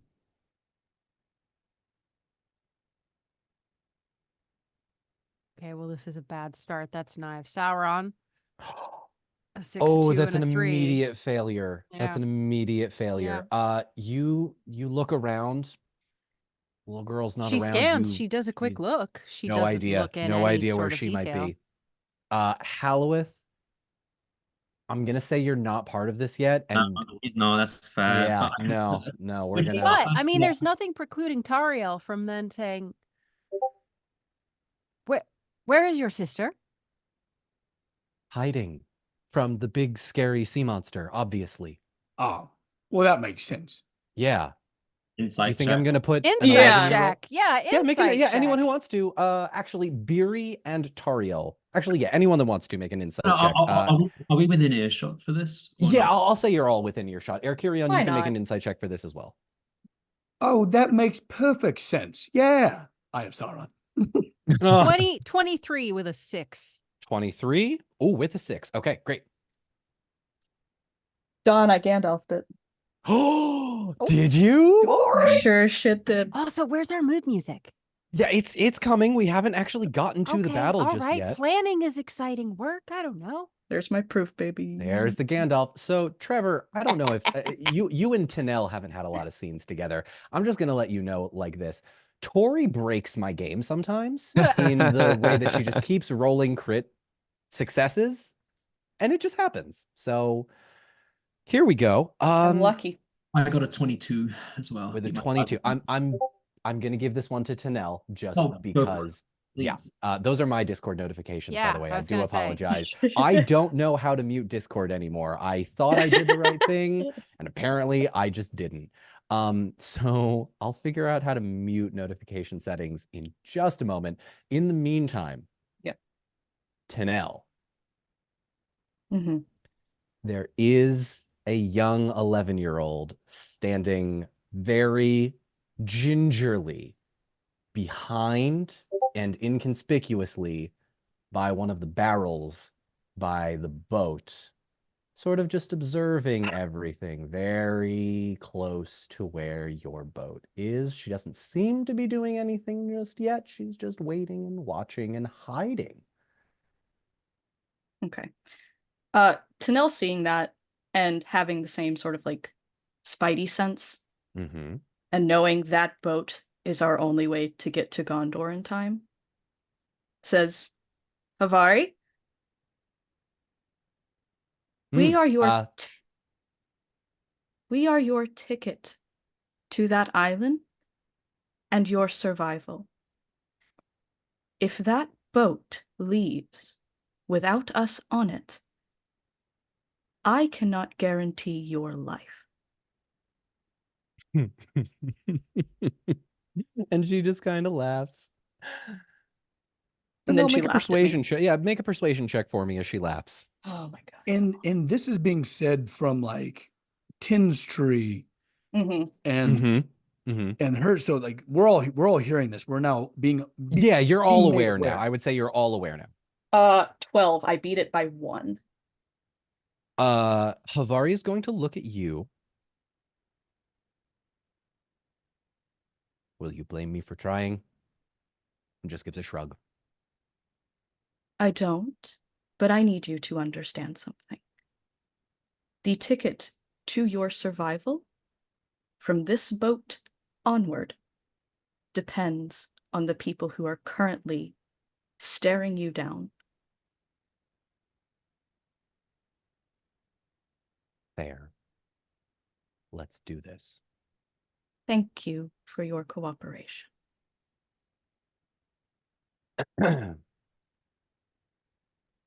If that boat leaves, she's going to leave the tree. I hope y'all know that. Beery just gives Tariel a look like, can you believe the nerve on these people? Tariel's hands are just flexing on the hilts of her knives. Hella, Just give me a come reason. on. Give me a Just- reason. Not now. Not now. Just go back. Go back to camp. Go wait. We'll take care of this. And without a word, the sister marches back to camp. And you all and Havari are standing there waiting for the sea monster. Oh boy, okay. We're about to chum these waters and she's trying to get in a boat. Yeah. I know. And she's going to destroy our only way out. Selfish. Good catch. Yeah, Good that's catch, stupid. everybody. Yeah. And stupid. Yeah. Oh, I'm sorry. A 20-something making a stupid decision? No one's ever done that before. I mean, Fair enough. I'm sorry. You want character motivation? She's 20. I'm not blaming you. I'm catharticing about this damn fool. Beery, you've All set right. everybody up. You've Not man. I don't know what I'm doing. I still don't know what I'm sorry, doing. Tariel. No, what you're does with Tariel do? we're the trio. We're the trios over here. Okay. You're on the front line. We're on the front line together, unified with an asshole. Slowly but surely, unless you guys want to hang back, just be approaching the shore, kind of quietly, calmly, prepared. Can we fan out a little bit? You want to Sure. fan out? So Okay. Tariel will, go down the Okay. the left edge of the bank there. Come on. Can she? Okay. Is that like a little scrubby thing there down the beach, Dom? Little On the scrubby left. thing. What is that little? There's a little thingy near the left edge of the map, right along the water. This right here? That, yeah. That's some seaweed. That's just some seaweed that I added for flavor because Okay. it seemed appropriate. Love it. Thank you. Okay. Beery with Havarti as Tariel and our new friend Kiri fan out to the sides, careful of the ropes because they're about to get taut if all goes well. Beery's going to approach the shore holding the baited hook and prepare to throw it out unless anybody has anything else to add. Just Are you? waiting on your command. Yeah. Are Here you we going go. to signal Halloweth and I to pull? Yeah. Calls out to the others. You'll know the signal when you hear it. Cool. All right. Perfect. Promising. And he's gonna do a 1 and a 2, and because a deer carcass is not light. Even But if it's it's just the like head, isn't it? the cape. Yeah, we've got the full, like, you're just giving it a good old like sack of potatoes throw, yeah? Yeah. Give it a wind up Okay. and wing it out. And he's gonna throw it. Okay. Beery, go ahead and make an athletics check for me to see how far out this gets. You got it. Also, he's holding an action. I feel like we should have made our Kyrian do this. second. Throwing the deer head. You Mhm. want to kill the NPC 5 minutes into this? We want to second kill half? Beery? Between Beery and him? Yeah. I'm just Wow. thinking who's Hey, got the hey. reach, who's got Hey, the now. leverage to really throw it out there. I know. Beery? Beery, what do you got? What's your very blurry? There Sorry, we go. there You're we go. back in focus. 17. Not great, but not With terrible. with the 17, it's a middling throw. You toss it out a couple feet out into the waters, and it just kind of gives a big splash. Blood Okay. starts to seep into the water. As this begins to seep, he's going to take his shield and start slapping the shore. And I would say it's about, he's probably, well, he's a dwarf, so probably waist deep in water. Okay. Slapping the water. Oh Cool. no. Cool. Well, because Okay. that's like knee deep for most people. Yeah. So I kind of so Erkirion is familiar with the water and with some of the creatures in this area as he's been traversing to his father here, and the plan seems immaculate up until this point where I start to get a little concerned, and I say kind of broadly to the group, listen, I'm not one to stop the dwarf leader of this group here from initiating such an immaculate plan. I am, however, concerned with where you're at. With the trees are angled right at you. You're waist deep, and if this thing comes, it's a great plan. If this thing comes busting out, I the agree. deer head is not the target. Beery, is Beery- it strictly necessary that you add yourself to the bait? Beery, I out of need the you to make an water. athletics check. You need to Oh, be 16. Fuck. So this is the best part about Beery. It's like high intelligence, low wisdom. Yeah. Can Tariel like be just ready to grab? Can I do like a pre-athletics check where she's just ready to yoink him right out of there? You Oh can my make God, another Beery. athletics check with ill favor if Beery fails his. How about Okay. that? Okay. I'll put you right Yeah, behind him Tariel's instead. like kind of inching close. Like she was going to be on the shore, but when he doesn't get out of the water, she's thinking, I mean, he'll be ready to skedaddle, but he wants What'd to you make sure roll, that bait Max? is tempting. 23 for Oh, thank athletics. God. oh, With a 23, Beery, you wade out into the water. And about 30 seconds later, the frills of the spiny back piece, like Gyarados from Pokemon, appears in the He's water. backing up. And this thing is like 20 feet long. You are very, very close to it. But you back up in time onto the shore. The teeth are a foot long.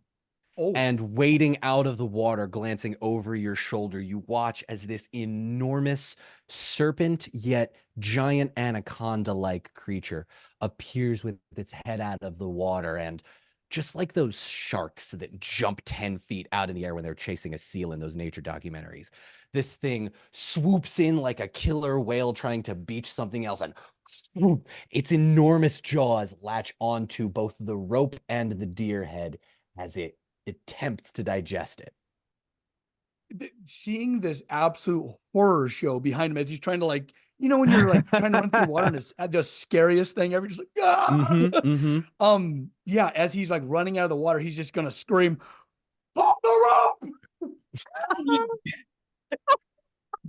We pulled, baby.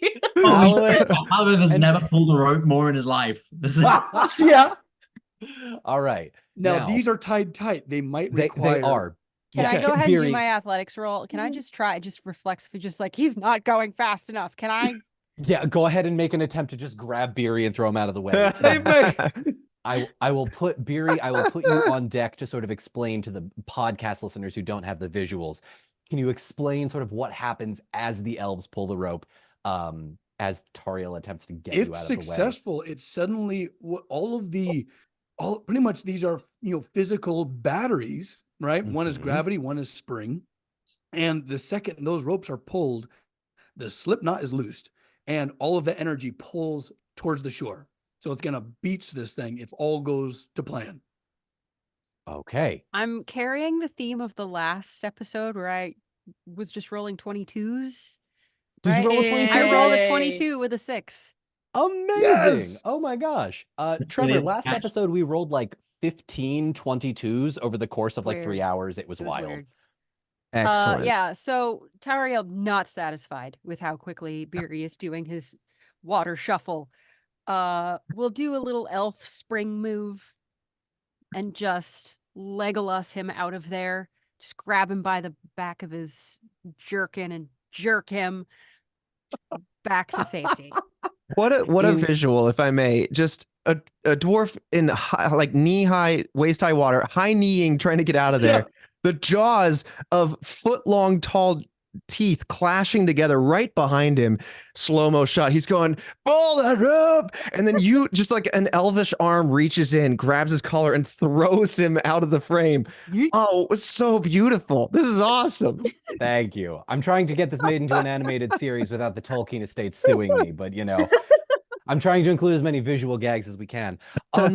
I will ask then, elves who are pulling the rope, so Hallowith and Tanel, can you please make me athletics checks? This is not necessarily to say if you are successful or unsuccessful. I need to know how far the Oh no. monster is being pulled, and you're cutting the ropes in time with enough strength is going to, it's like setting the hook when you're a fisherman. You got to Exactly, do it at the right. right moment. Pull up, reel down, pull up, I'm reel gonna down. use a hope point for that. Go ahead and use a hope. Oh, speaking of which, everybody add a fellowship point to the pool for nice. saving Beery's life. Yay. Oh, How many is that now, Zach? Give me it is I think it's 17. 17. 17. Okay, 17. cool. Elves, strength check. What do you got? I beat my target number by 2. Was By it 2. strength or athletics? I'm so sorry. I'm sorry, an athletics check. Okay. I wanted to make sure I rolled the right thing. I've been playing too much Baldur's Gate this week. You're so- fine. Same. 19, so I beat it by 5. Fantastic. In 2 successful athletics checks, Beery, tell me what happens as this hook is set. oh And these man, the ropes are sound pulled. of whipping rope going taut, and you know, some half of it's wet, so it sprays everywhere. That whatever that beast is, it's coming out of that water by at least about 10 or 12 feet, Yeah. judging by the distance. Speaking of distance, I'm going to say this. I'm going to roll a d12, and this is just going to be a straight roll to see how far it gets onto the shore. On an 8 or higher, you completely bring it out of the water, and it will have ill favor on its attack rolls. With a Nice. 7 through 4, it will have regular and a regular roll, and on a 1 through 3, you don't pull it fast enough, and it stays in the water. A straight God. d12. Come on, God. baby. Oh god. Also, don't forget about the hook. That 8 or thing's gonna higher, be 8 or jabbed in. higher. Actually, I'll say you know what? With the hook, I'll roll it with ill favor. Here's 2 D12s. I'll give Thank you you. that. There we go. I'll That's give how you we do that. it, guys. Thank Yeah, you. yeah, yeah, yeah. Come on. Oh, and that's so good because I rolled a Gandalf on that first. I can't even look. A 5. Oh, About okay. half of this creature's body comes thrust with rope in its mouth, dragged up onto the shore like a dolphin or killer whale beaching itself. And you would watch as about 10 feet of this 20-foot long sea monster attempts to look at all of you and aims at Beery with its teeth. I need everybody to choose their stances as we enter combat. Here we go. Now, Trevor, I will give you this for combat since we didn't go over it. There are 4 stances that you can choose. There is forward, open, defensive, and rearward. Rearward is just attacks that are made from range with your bow. They will typically do less damage, but you can't get attacked by a melee character. Forward is you add 1 extra d6 to your attack roll. Open is you add no d6s to your roll, and defensive is you take away 1 d6 from your roll. However, if you are in forward, the enemy gets an extra d6 to attack against you. If you are in open, the enemy gets no extra d6s, and if you are in defensive, the enemy takes away 1d6. So you have a less chance of getting hit if you're in defensive, more chance of getting hit and dealing more damage if you're in forward. So let's choose stances. Tanel. Rearward for sure. Rearward. Halloweth. Oh, obviously rearward. He's right Rearward. there. His bow is drawn. Beery. So that thing just got ripped up pretty much right to him. So he has almost no choice but to, you know what? He's going to be defensive and also protect companion Tariel. Okay, so that will be a combat action. When the time comes, Trevor, just so you don't, know. yeah, that will be your turn. Trevor, don't worry about combat actions just yet. You're totally fine. Tariel.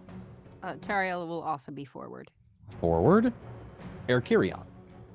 Forward. Forward. Okay, so turn order All is 3 of going us to are go- like, huh. Yeah.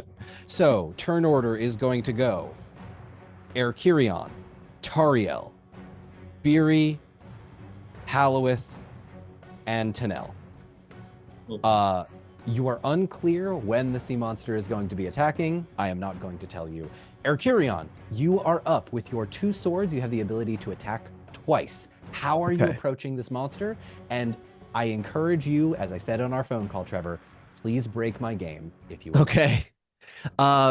So I want to make sure that we stick to one. I know we had confusion. Should I be 2 swords or a sword and shield? Oh, I'm sorry. You had sword and shield. My mistake. I'm confusing you No with the worries. guy that played Haldir. You No have sword and worries. shield. Go ahead and Okay. make your first attack if you would be so kind. Would it make sense that I know of this type of creature, or would this be relatively new to me? This is a relatively new sea monster that, if it were going to exist, you would assume was out in the deep depths of the ocean at a couple hundred feet down. Okay. So without really knowing much about its sensitive spots, this thing has been beached up next to me. As it's thrusted in, I immediately take out my sword and just go to its back and swing as hard as I can, just down onto the meaty serpent body of this thing. All right, fantastic. So I will say this. In pulling everybody back and in Tariel, you saving Beery, I am now going to say that the serpent from a... Ooh, excuse me, I almost deleted Beery instead of the sea monster. The serpent is now going to be in this area as the ropes fall to the wayside, and it is now at least 2 spaces from the water. Okay, so if it's in front of me then, and just to the left, as it's pulled to the ground and kind of concurrent with it hitting the ground, I'm running in with my sword drawn and then jabbing towards its face, seeing if I can't hit for its eye or some sensitive spot in its face. Okay, so if you are looking for a sensitive spot, we can also do what's called a targeted attack. I will allow a targeted attack if you remove 1d6 from your attack roll. So because you're in forward position, this would just be a normal roll to potentially take out the eye. I'll do that. Yeah. Okay, go ahead and make me an attack roll. You are trying to beat your target number in strength plus a certain amount, which is the parry score. It's essentially the AC, the armor class of Dungeons and Dragons. Okay. So I roll my proficiency in swords, right? You do, yes. 1d12 and however many d6s are in. All right. Your Wow. sword. I got a Gandalf on my 12. And then Yes! so I've got a 12 plus 11, 23 going So for that that's an eyeball. instant success and double damage. The rest of you watch Yeah! as Yes. the rest of you watch as Erkurion, apropos of nothing but his own chutzpah, strength, power of friendship, whatever you want to call it, grabs his sword, uses his shield as a defensive, and plunges that sword into the eye. I am going to say that anyone in melee with this creature is going to have their attack rolls against them at ill favor. You have blinded the basilisk in Harry Potter. Yeah! Wow, that's a heck of a first turn. Amazing. So that's your primary action. Trevor, the way primary actions work is you get to roll a dice. You're allowed to do a secondary action, but usually you can't roll a dice. So if there is anything else you would like to do, whether it's you would like to retreat, because I will say you are now in melee range with it, you can go ahead and move back. You can go ahead and toss something. You can do whatever you want to do. I think in this moment I'm just so heated. I've stabbed it in the eye. I'm gonna pull the sword out and just kind of spin off to the side just a little bit, maybe like 5 feet away, and then hold my shield up and kind of brace for any Sounds sort of good. retaliation. I will go ahead and move you one space to the right. You are currently one space away from the sea monster. Tariel, you're up. Okay. So I feel like my primary action could be to intimidate, usually in this stance. I don't know if that's. I feel like we're past that. I'll allow you to make an insight check to see if you want to intimidate this thing or if it's possible, but it will be with ill favor. Well, what's it doing right now? It's been stabbed It's in the eye. Is trying it to writhing kill around? Beery. It is actively trying to thrash around and eat Beery. Okay. I don't think that it's worth it to try and intimidate. I think we're just trying to kill. Go for it. So she will pull out both of her knives, and with just the barest pause, as Erkurion just like blinds this thing, as he spins away, she takes that opportunity to move in and try. Does it have gills? Does it have any openings along its sides that I'll would allow constitute you a throat? I'll allow you as a secondary action to make a scan check to get the instant sort of understanding of this creature. Okay. Nice. Very Good call. smart. Great call. That's an Eye of Sauron. So Oh, it's writhing, it's wet, it's angry. It's unclear. It's really unclear. I'm sorry. Yeah, that's okay. She will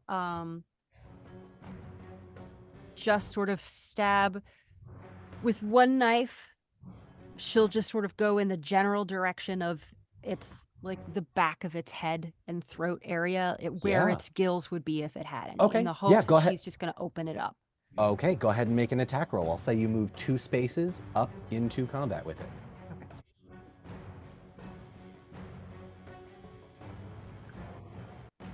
Okay. Special so thanks to that's- Cullen Vance for making this music. Yeah. So good. CullenVanceCreative.com. Okay, that's a 19 for the first knife. 19 hits. And yes. a Gandalf for the second knife, bitch. Yeah. Wow! So with 3 damage per dagger. All right, So with a just total of quick 6 as a flash, damage. right along its throat, and then also leaps back out of the range of its jaws. All right, I will let you move back 1 space. The rest of you would watch as this sea monster gives a great... I probably peaked the mic there. I'm really sorry. Yeah, we didn't get much of that, but it was cool. I'll add in the sound effect later, It was but it's gonna great. sound something like... As Tariel lunges both blades, into the back of its neck. Beery, you are up. Oh man, he's feeling so inspired as his friends are just laying it down right now. Also, I'm getting strong Monster Hunter vibes as he's like wields his hammer and he's going to be, I'm imagining this thing has a big old flat forehead, right? Oh yeah, this thing is the Yeah. ugliest sea monster. Flat head, all wrinkly, just kind of like the teeth make it fearsome, but the rest of it is like, are you an 80-year-old man that got turned into a sea monster? This thing's ugly. Like there's something I used to fish as a child called monkey-faced eels, and this is what I'm imagining. Monkey-faced eels. Charlotte, you know what's up. And this is actually how we disposed of them as a kid. Is you whack them on the head, and you as humane as possible. You'll be as I want it to not suffer. So that's what he's gonna do. He's gonna get that hammer just a swinging and come down right on its forehead. Okay, go ahead and make me an attack roll. I'm imagining kind of like the anglerfish. Yeah. Oh yeah. Like Anglerfish those angle? like Finding Nemo. Yep. There's a 6. Okay. I'm hearing tank in my head right now. Yeah.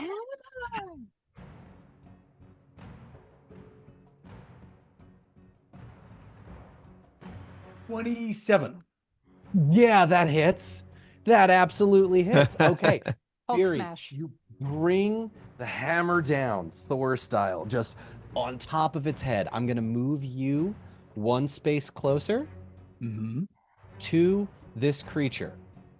Now, this creature is also in forward position, or excuse me, is in the defensive position as well, because it was caught off guard.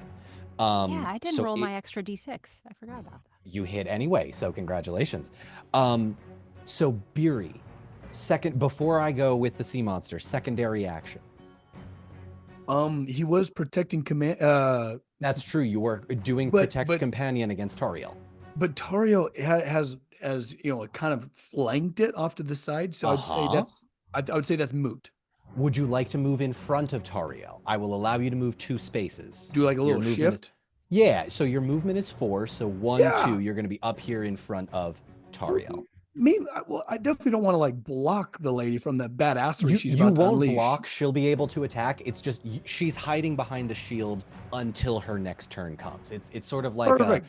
Yeah, She's not hiding behind the shield. She just sort of danced out of the way. Yeah. Since Yeah, this thing, in real time, What a it's team. sword in front of the sea monster. Tariel does a spin move, and then next turn will likely because do now another we're sword on attack. either. We've got it flanked, so I assume it's thrashing, trying to bite both of us, and she's just trying to keep it constantly moving, so it's always being attacked. Why don't we find out whether or not this thing hits? Because as it is in the defensive position, it is going to roll 1d12 and 3d6s to try and hit both Tariel and Beery. Oh no. As with its tail, it thrashes. I hit the microphone. I'm so sorry. It thrashes its tail to attempt to deal some damage with its spiked tail and throw Beery and Tariel backwards. Remind me of your parry scores, both of you. Spiked tail. 20. 20? 16. 16. That's a Gandalf. Ooh. I'm going to show you And right it's now, just so. spiked? Gandalf with a 3, 4, and a 1. Beery, Tariel. Actually, no, Erkurion, you're going to watch as both Beery and Tariel are thrown back an additional 4 spaces as this sea monster attempts to use its tail with its spikes and hits both of them and sends them reeling. You are alone and close to it. Both Beery and Tariel are going to take 6 points of damage as the spikes hit your leather and steel armor in the shield and throw you back and rattle you. Halloweth and Tanel, you are both up in rearward. Since you are on opposite sides, I will allow you to coordinate together if you would like. Tanel. Cheese standing right there with us. What's happening to Cheese? Oh, I'll be keeping an eye out for her. That is my secondary action. Don't you worry. She didn't One get for any you and one tail? for you. My plan was to, if someone if Tinel, I'm going to use Osanwe for this to kind of communicate to The elvish Perfect. telepathy. Yeah, go Yeah. ahead. To say if you can get it to roar and open its mouth wide, I'll put something in it. Oh, that sounded weird. No, Perfect. No. No. Excellent. Leave it. no. Yeah, leave it. Yeah. There's no way I can fix this. Just make him roar. Okay. Make him roar. Halloweth, I'm gonna say if you want to use Osanwe, that will be your secondary action. Are That's you fine. cool with that? Okay, Yeah. cool. Secondary action of Osanwe. Halloweth, you're up. Tanel, you're on deck. Get it to roar, like hit its tail or something, or get it to, just get its mouth. Tanel, if Okay. you would like to attempt to do that, I will allow you to do it this turn since you're both in rearward. Okay.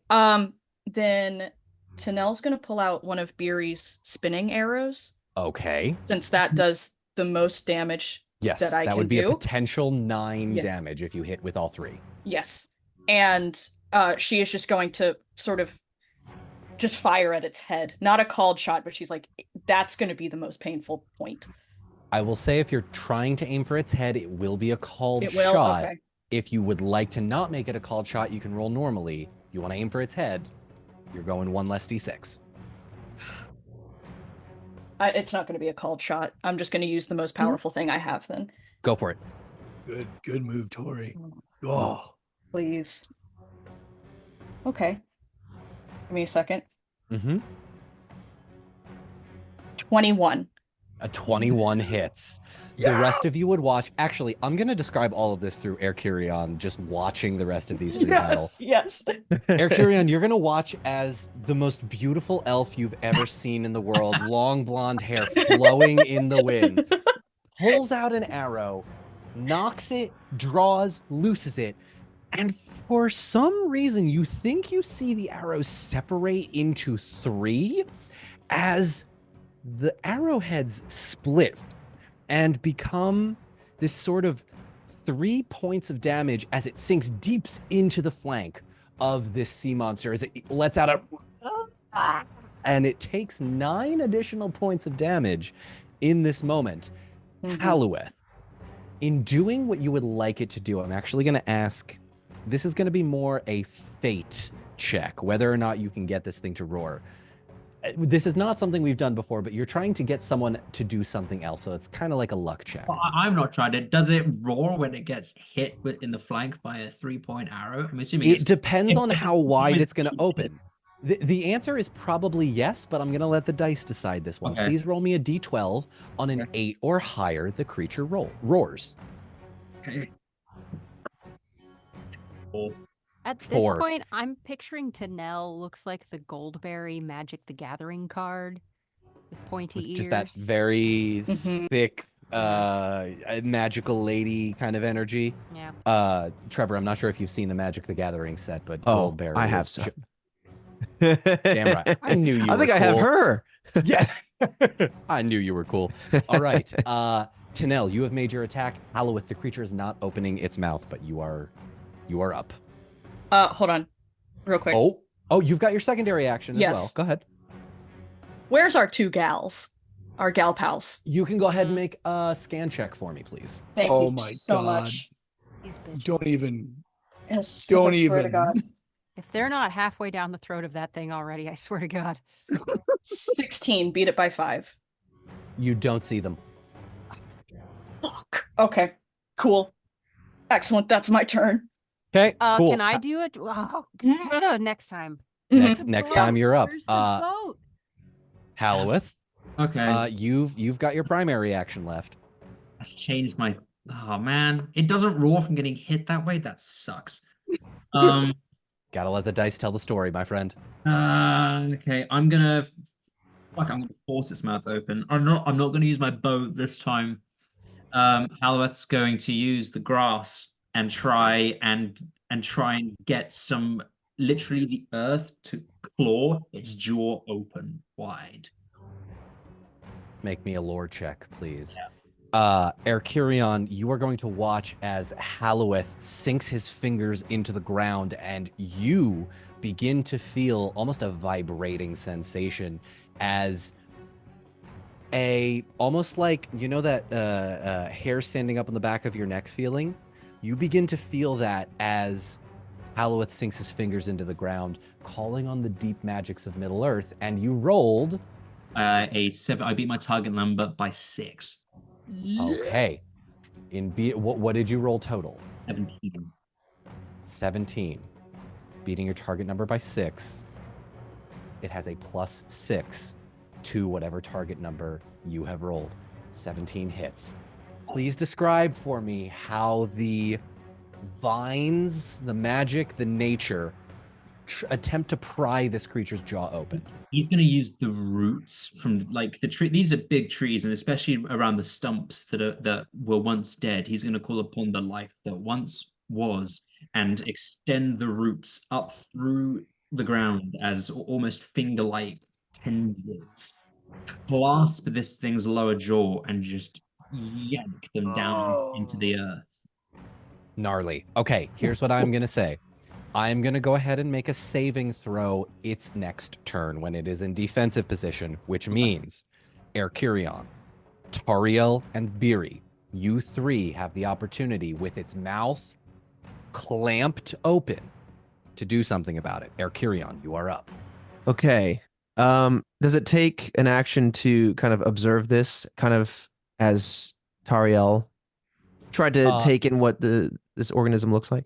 Not an action. I will say if you would like to try and look for any kind of weaknesses, that will take an action. That will be a dice roll. But general observations, no. Okay. I think what I want to do. Oh man. I think I'm just astounded at everything that I've seen thus far. This party is wildly more powerful than I knew I was stepping into. So I'm a little bit shocked. So I think what I'm going to do is after seeing Tariel and Biri thrown so far, let's see. Can I attack and retreat? Is that possible?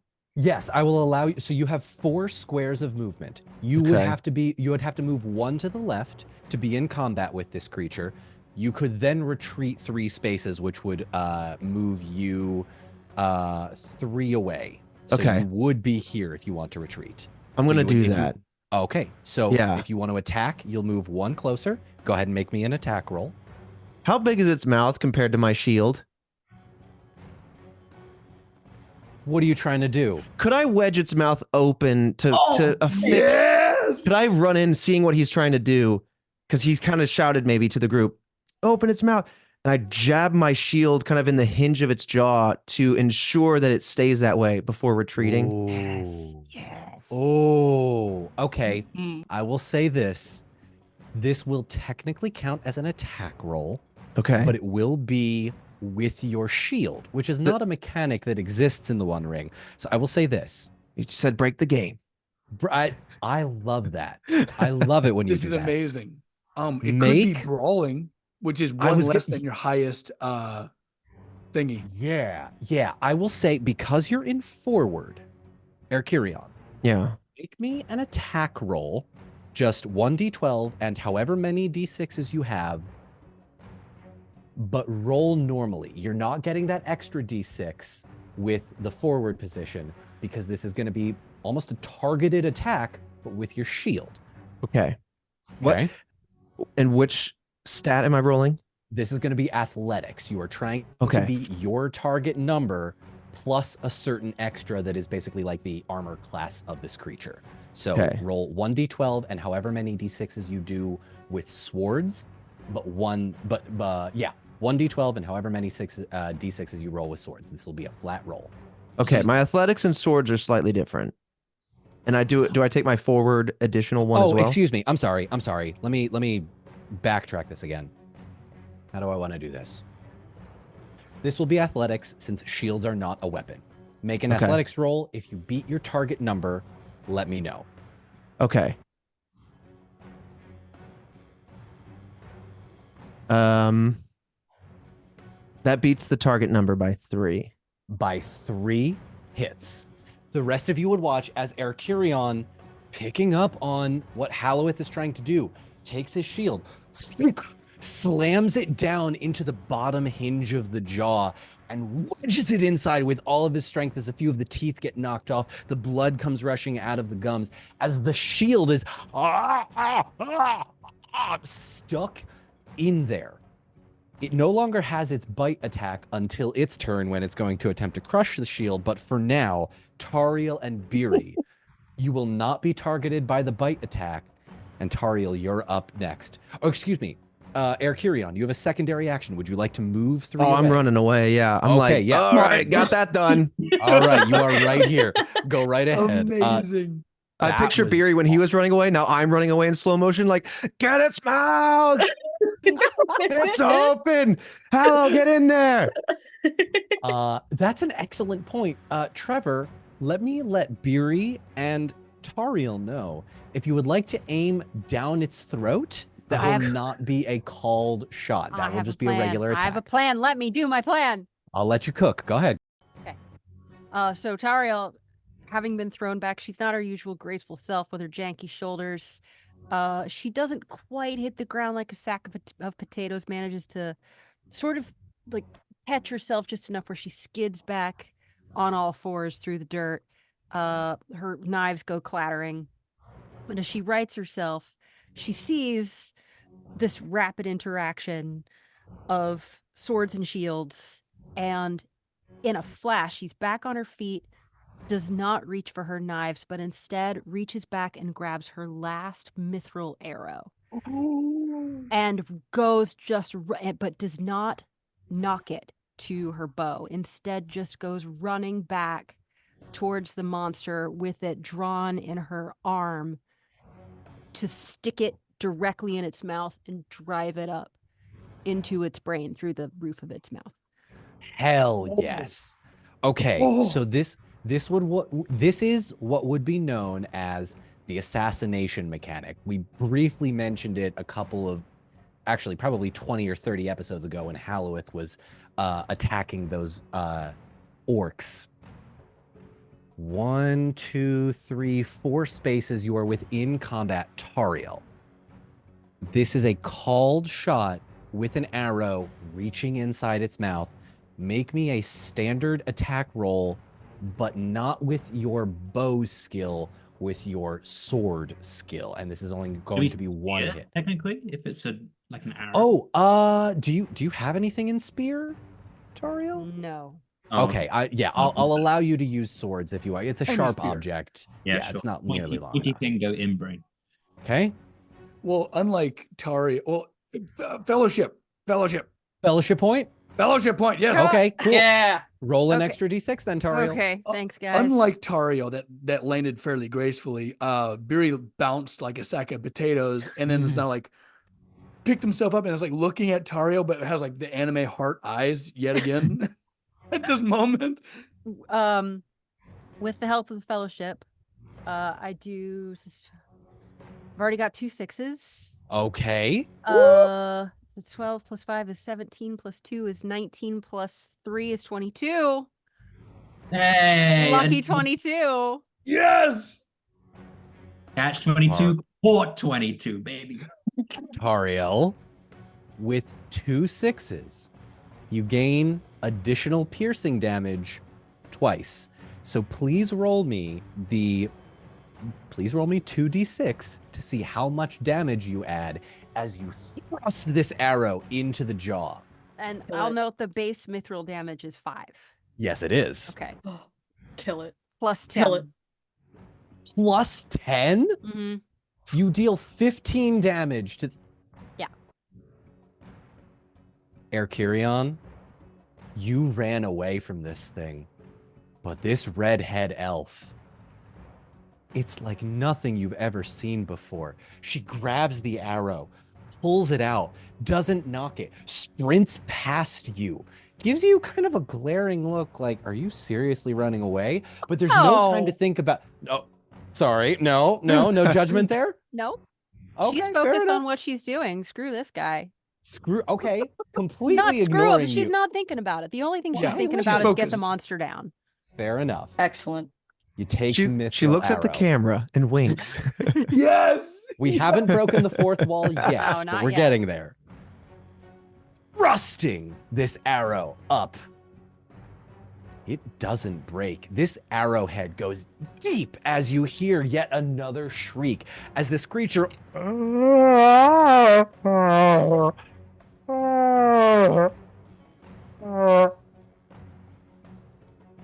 it falls, it is still twitching as its head begins to lash backward and forward.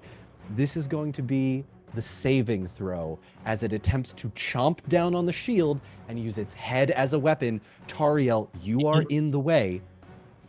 It also has roots pulling it down.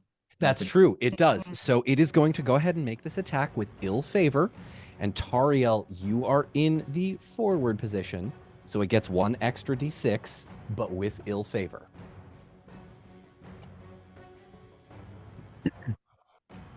And of course, thematically, Please. it's a fucking Eye of Sauron. Yes!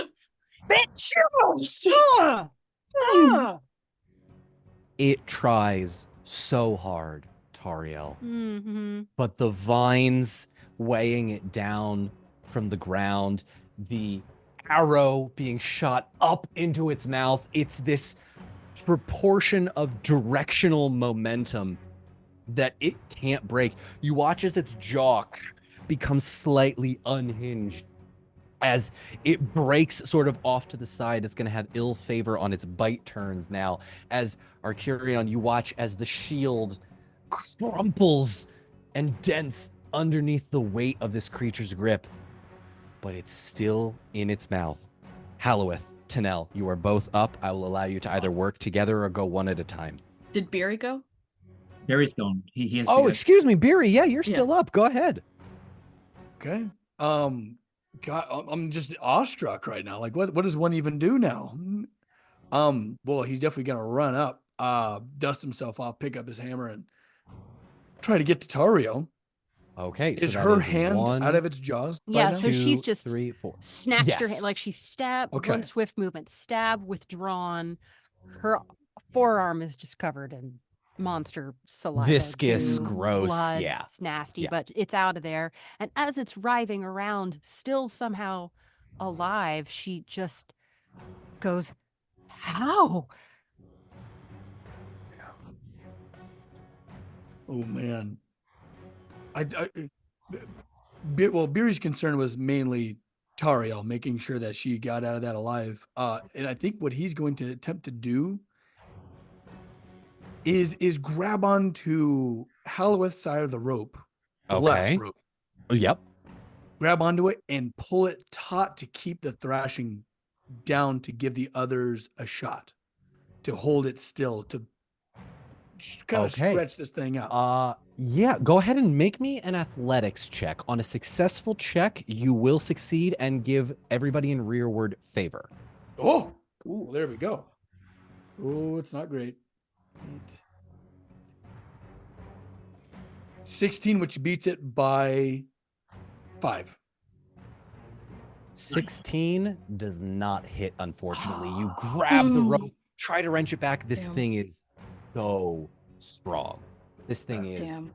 so strong. I will allow you your secondary action, something that will not be a dice roll if you would like to do something.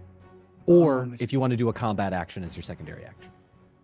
Yeah, well, I guess Would you like to protect companion for Tariel try to again? be, I don't know, a bit of a shield for Tariel. They're next to each other. Okay, cool. Keep that Yeah, up. protect companion. So Tariel, if it goes after you, it will have 1 less d6. It's going to, because it is now its full and proper turn. I used its legendary reactions to try and attack. So Tariel, realizing that you are the most important and dangerous folk in this, being in the forward position, 1d12, 3d6s. Remind me of your parry score again. 16. 8, 9, 10, 11, 12, 13 does not hit. You watch as it attempts to wrench itself left, right, trying to break out of the grasp. Beery holding onto it. The shield's still in its mouth. It can't use its bite attack. Its tail is just going left and right, attempting to throw you back. But it does not work. Halloweth, you are up. Tanel, you're on deck. Okay. This is gonna be. You said there's no, like, if I go for its mouth, it's not a cooled shot. because of the shield now? This will not be a called shot because of the shield. Yes. Excellent. Okay, Halloweth is going to use one of his exploding fire arrows. One of your 2 remaining. Yes. And he's going to try and basically explode it from the inside. Uh-huh. So he's going to shoot an arrow into its mouth. Okay, go ahead and mark off one of those 3, I think 2 fire arrows you have remaining, if I'm remembering correctly. Yep. And this would just be a straight roll because it's not a. Yeah. Oh, there's a 6 in there. Okay.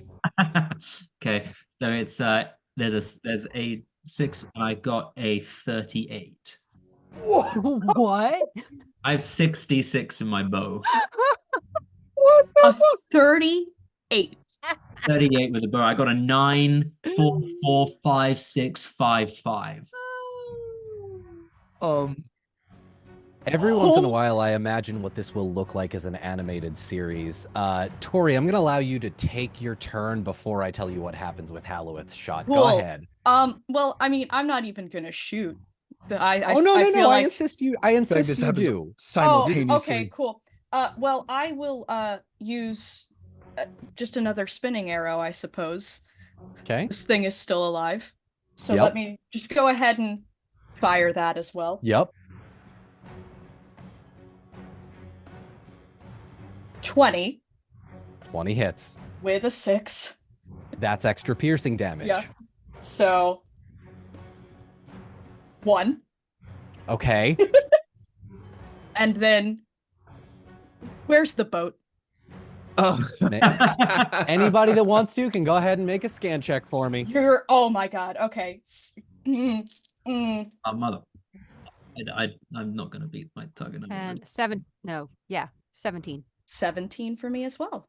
17. Team 17. I got a 5 total. Oh my god. You used all your dice on that last I one. used Yeah. all I had 2 d6s and I rolled both of them as 1s and I got a 3 on my d12. Oh. At 12, so I'm also laser focused on this basilisk. Yeah. Where's the boat? Bollocks. Boat You down. don't know. Damn it!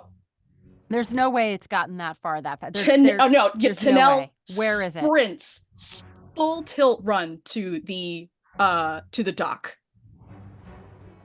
to Make a see down the scan river. check. Make a scan check for me. I'll allow this Okay. in a post-combat. Yeah, I'll go as- ahead and roll it. She's an elf. Like, it can't have gone that far. Fuck, it's an Eye of Sauron. Oh, this What boat is happens to the cursed. monster? Fuck. Okay, then Eric, just here- Tanel's on the dock.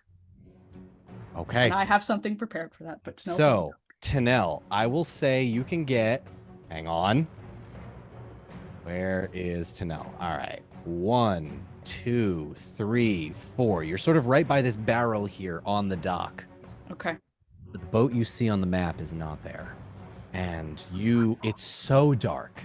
And there is some moon, but not enough. No idea. Erkirion, you are going to watch as quick as a flash. These 2 elves send an arrow down its throat and 3, one that breaks into 3 at its flanks as the creature gives another roar. Erkirion, you are back up. Hold on, I gotta take Still some not notes down? here. Hang on, I Fuck. loaded Not it from dead. the inside. You did. And actually, excuse me. Actually, hang on. Sorry, Erkirion. I did forget because you did the fire arrow. I was so wrapped up in Yes, finding yes. Halloweth, roll me 1d6 fire damage. Okay. Is it an extra d6 for one of the piercing as well? Oh, excuse me. You also wrote a 6. Roll me 2d6. 1 will be fire damage. 1 will be additional piercing. Okay, fire damage of 4, additional piercing is a 3. Erkirion, I'm going to ask thematically, not mechanically. Are you running up to this creature? How's this creature looking? Because I can only attack close range at this point. And You're right. Thematically, so thematically, if he's still thrashing, I got to get in there. you want to get in there? I think I have to, yeah. All right. Especially since one of our support ran after this boat, which, unbeknownst to me, is very important to this party. So I go, that must be an important boat, and I start running after the Hydra. We're gonna have to talk about that boat. Trevor, you ever seen that parody cop movie where they explode the whale? I think it's Beverly Hills 911 or some sort of Reno 911 or something. I don't know if I have. That's okay. But I've So seen this. I'm going to describe it to you thusly. You use your 3 movement spaces, and the creature explodes in an eruption of fire and viscous and blood. Oh my god. As you attempt to take your sword down onto the head yet again, Oh. the creature's insides explode as fire consumes itself. Beery, Tariel, and Erkurion, you are both going to take Oops. Oh. Sorry. You an take additional 2 points of fire damage thick damage. as we exit combat, as the fire from the explosion, with the shield keeping the mouth still open, like dragon's breath, flows out to the 3 of you. What if my shield bifurcates the flow of fire and it just passes us? It just goes right past us. That's an excellent point. Beery, It's a you don't take any damage, Beery, but Erkurion, Tariel, you do. You are to either side of it. It worked. I could not have imagined a better kill for my number 100. That's Is right. that 100? Whoa. They have been keeping track, Trevor, since I think episode like 7 or 8. This is kill number 1. It was like the first time we really encountered orcs. That's right. This was with Justin on like episode 4. This is kill number 100. Wow. That's amazing. So how do I take damage? I have heart here. You mark 2 damage off of your endurance score, which is the bottom number in the leftmost diamond section under strength. Okay. I will allow, as we exit combat, anybody that wants to go ahead and make me a scan check to find the boat. Yes. As a- Yes. I'm as a using a theat- hope point. Just for theatrics, just for the giggles. Beery's just gonna as bile just sprayed over his face and blinks back to awareness and looks to Ikirion and, what do you think? You hit it hard enough? I also like to think that I came up for the last hit and I go, final blow! Yeah. And then it exploded all over us. Erkurion, Hold his hand up and be like, that may have been overkill. I apologize. Have you guys seen Galaxy Quest? Yes. Yes, I know Yes. exactly what you're A talking tremendous moment when a creature is beamed aboard the ship inside out, Oh, God. and then it explodes. It's wonderful, and it's all That's that I so can think of unfortunate. right now. for those Yeah, that it's haven't really seen gross. Galaxy Quest, it's that scene in Cloverfield where the brunette. Yeah. I love Cloverfield. That's like Me one too. of my I'm too favorite chicken shit to weird see found footage. Cloverfield. Anyway, So scan check, I got 14, which I beat 14, I got 17. 17. 16 for Tanel as she is continuing to sprint to the end of the dock. I beat it by 5. Okay. Beery, 20. 20. Wait a minute. Erkurion, I rolled a 15. 15. Beery. Off in the distance with, and I don't know if anybody's been paying attention, and I haven't told you because I like keeping these sorts of surprises for the end of the episodes. I've been rolling stealth checks for this young woman's sister to attempt to steal the boat. You caught her once, and you'll notice she did not have turns during the combat because she was not helping you. Yeah. Because both of them made an attempt to steal the boat. And on turn 1, in Hallowith's turn, they were successful. Beery, you are going to notice that your makeshift, thrown together, yet lovingly crafted water vessel is about 200 yards downriver, sailing out into the open sea as it begins to make its way towards the darkness of the island. I will ask anybody here that is not Beery, go ahead and make a scan check for me. Another one? Another one, yes. Okay. This will be one to find the boat, another for something else. Erkurion, One that Beery includes would- you. Does a Proclaim some- Gandalf? Oh, sorry. Go ahead. Oh, no, go. Oh, I like I the was gonna sound say, of that, buddy. if I roll a 12 on my scan, am I Gandalfing with this scan? Yes, Yes, you you are. Okay, so Gandalf plus 3, so that's another 15. Again, Beery great success. swears horrible profanities in Khazdul and Ooh. points. Ooh. Okay, did anyone roll a Gandalf as well? No, Mm-mm. just a regular 13. A 23, if that does anything. 23 helps. Okay, Yeah. yeah, no, 23 helps for sure.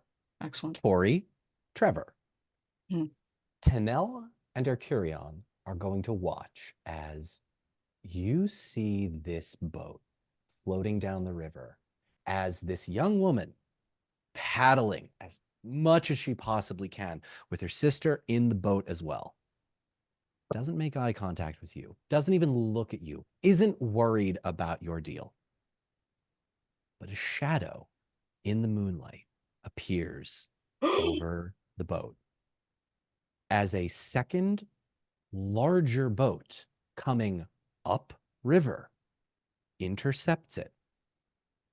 The rest of you hear a harpoon from a ballista sink into your boat as these two women yell out a cry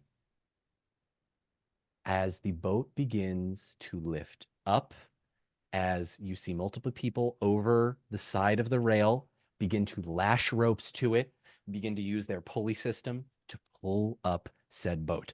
I will allow, before we end tonight, the rest of you to make a reaction. This is not a turn order thing. Whoever talks first is going to get to do their thing. Oh, well, I won't Tanel- talk. I just want to know, are they still in the, like, I would think They're a harpoon still- in the side of the boat would pull it sideways and It dump does them pull out. sideways. They are hanging on for dear life, attempting to sort of stay in the boat as it is being dragged vertically up. Tanel, who is just briefly filled with rage, just hits her knees on the edge of the dock, aghast, and has no idea what to do. Tariel. Oh, sorry, Halloweth, go ahead. No, Halloweth, please. Halloweth is going to genuinely, just for probably the first time you've heard in episodes, start laughing. Wow. But the absurdity of this, sure, of course. It's just, yeah, serves them right. We'll make our next moves afterwards. That's funny. Holy shit. Beery, Erkurion, you have a moment to take an action if you would like to. Go ahead. Do I recognize anything? Is it too dark to see what's going on? Is there anything in my knowledge, lore-wise, that I could recognize of this vessel? Oh, go ahead and make me a scan check, please. Okay. Nice. Am I And- rolling against my TN or something in You are particular? rolling against your target number, yes. And Trevor, as you're doing that, Beery is just completely flabbergasted, and a mix between 10 and just the reaction of what the hell. But I think Halloweth's laughter would just be too contagious. I'm imagining Beery would just fly into hysterics along with him, covered You in know what? monster If- blood. Don't cry, just like you can't cry, you have to laugh. Yeah. Tariel, at first, even though she was doing exactly the same thing an hour ago, whatever it was, like she's standing there like she's down a lot of health, blood streaming back out of her shoulders. One of her arms is covered in monster goo. Her knives are over there. She's just standing there looking like a wet dog, basically. And at first she turns and looks at Beery aghast that such malice is possible in him. And then, you know, uh-huh. And she reaches down and grabs just like a bit of basilisk goo, just meat, and just chucks it out at the boat. Just, you idiots! And trudges off to retrieve her knives. Oh, Carry I on. love What it. did you roll? I rolled 4 past my target. Erkurion, you are going to hear off in the distance as the pulley system on this boat begins to bring this boat up vertically as these 2 young women hang on for dear life. Well, everybody, it seems as though we have prisoners. The Yes. rest Oh. of you would recognize the voice of the Corsair pirate queen Sangaya that Oh, you thank Love God. met her. I love in her. the caravan Yup. as their boat makes their way towards you up the river. That's my wife. And that Oh. is where we are going to end tonight's episode Oh my God. of the Unpredicted Party. You love to Woo. see it. You love to see it. Well, at least This we know her. This Yeah. feels so good. Some Ah, comeuppance. Outstanding work, folks. Trevor, thank Oh you my- so yes, much for thank dealing with us. Trevor! Of This course. is woo! Thank you for having me. This was awesome. We got to get in some lore, get in some exposition, and then Mhm. slice this thing asunder with some wild actions. Yeah, Like that was that was two turns. cool. That shield thing was That was great. awesome. much. A classic Nicely move. done. A Can't wait to classic. hold that bent up, mangled, goopy shield again. It will probably only be a +1 to your Yeah, paladin score yeah. now. No. You got a smith on your hands. Oh, It'll be that's fine. true. That's true. Yeah. You know what? We're back in the episode. I go. Think you could buff this out? And I just chuck it to him. just go back to All right. like, It'll the probably be things I stronger could than tell it you was. about this shield. I think it's seen horrible. Beautiful. Folks, thank you so much for joining us. We will be back in 2 weeks at 7 p.m. Eastern.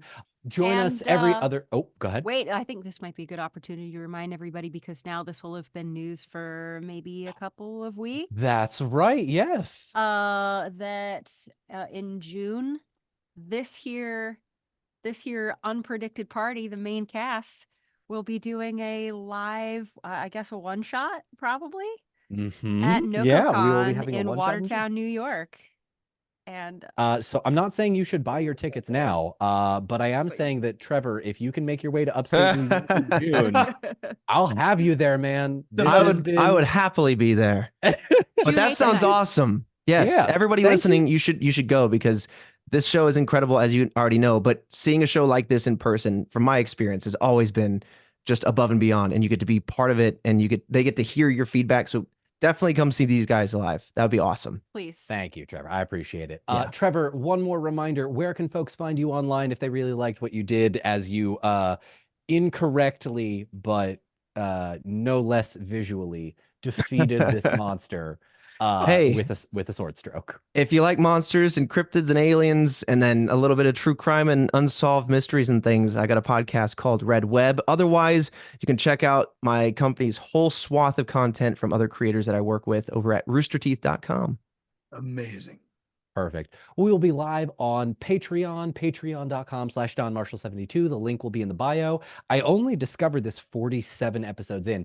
Didn't include the link to the Patreon in the YouTube description. So fully everybody that watches the Patreon, you're the real ones right now. And those of you that are going to subscribe because of this episode and because Trevor is coming and potentially maybe other guests, who even knows, we will see you over there, patreon.com/DonMarshall72, as the Unpredicted after party and this show begins. We will see you over there.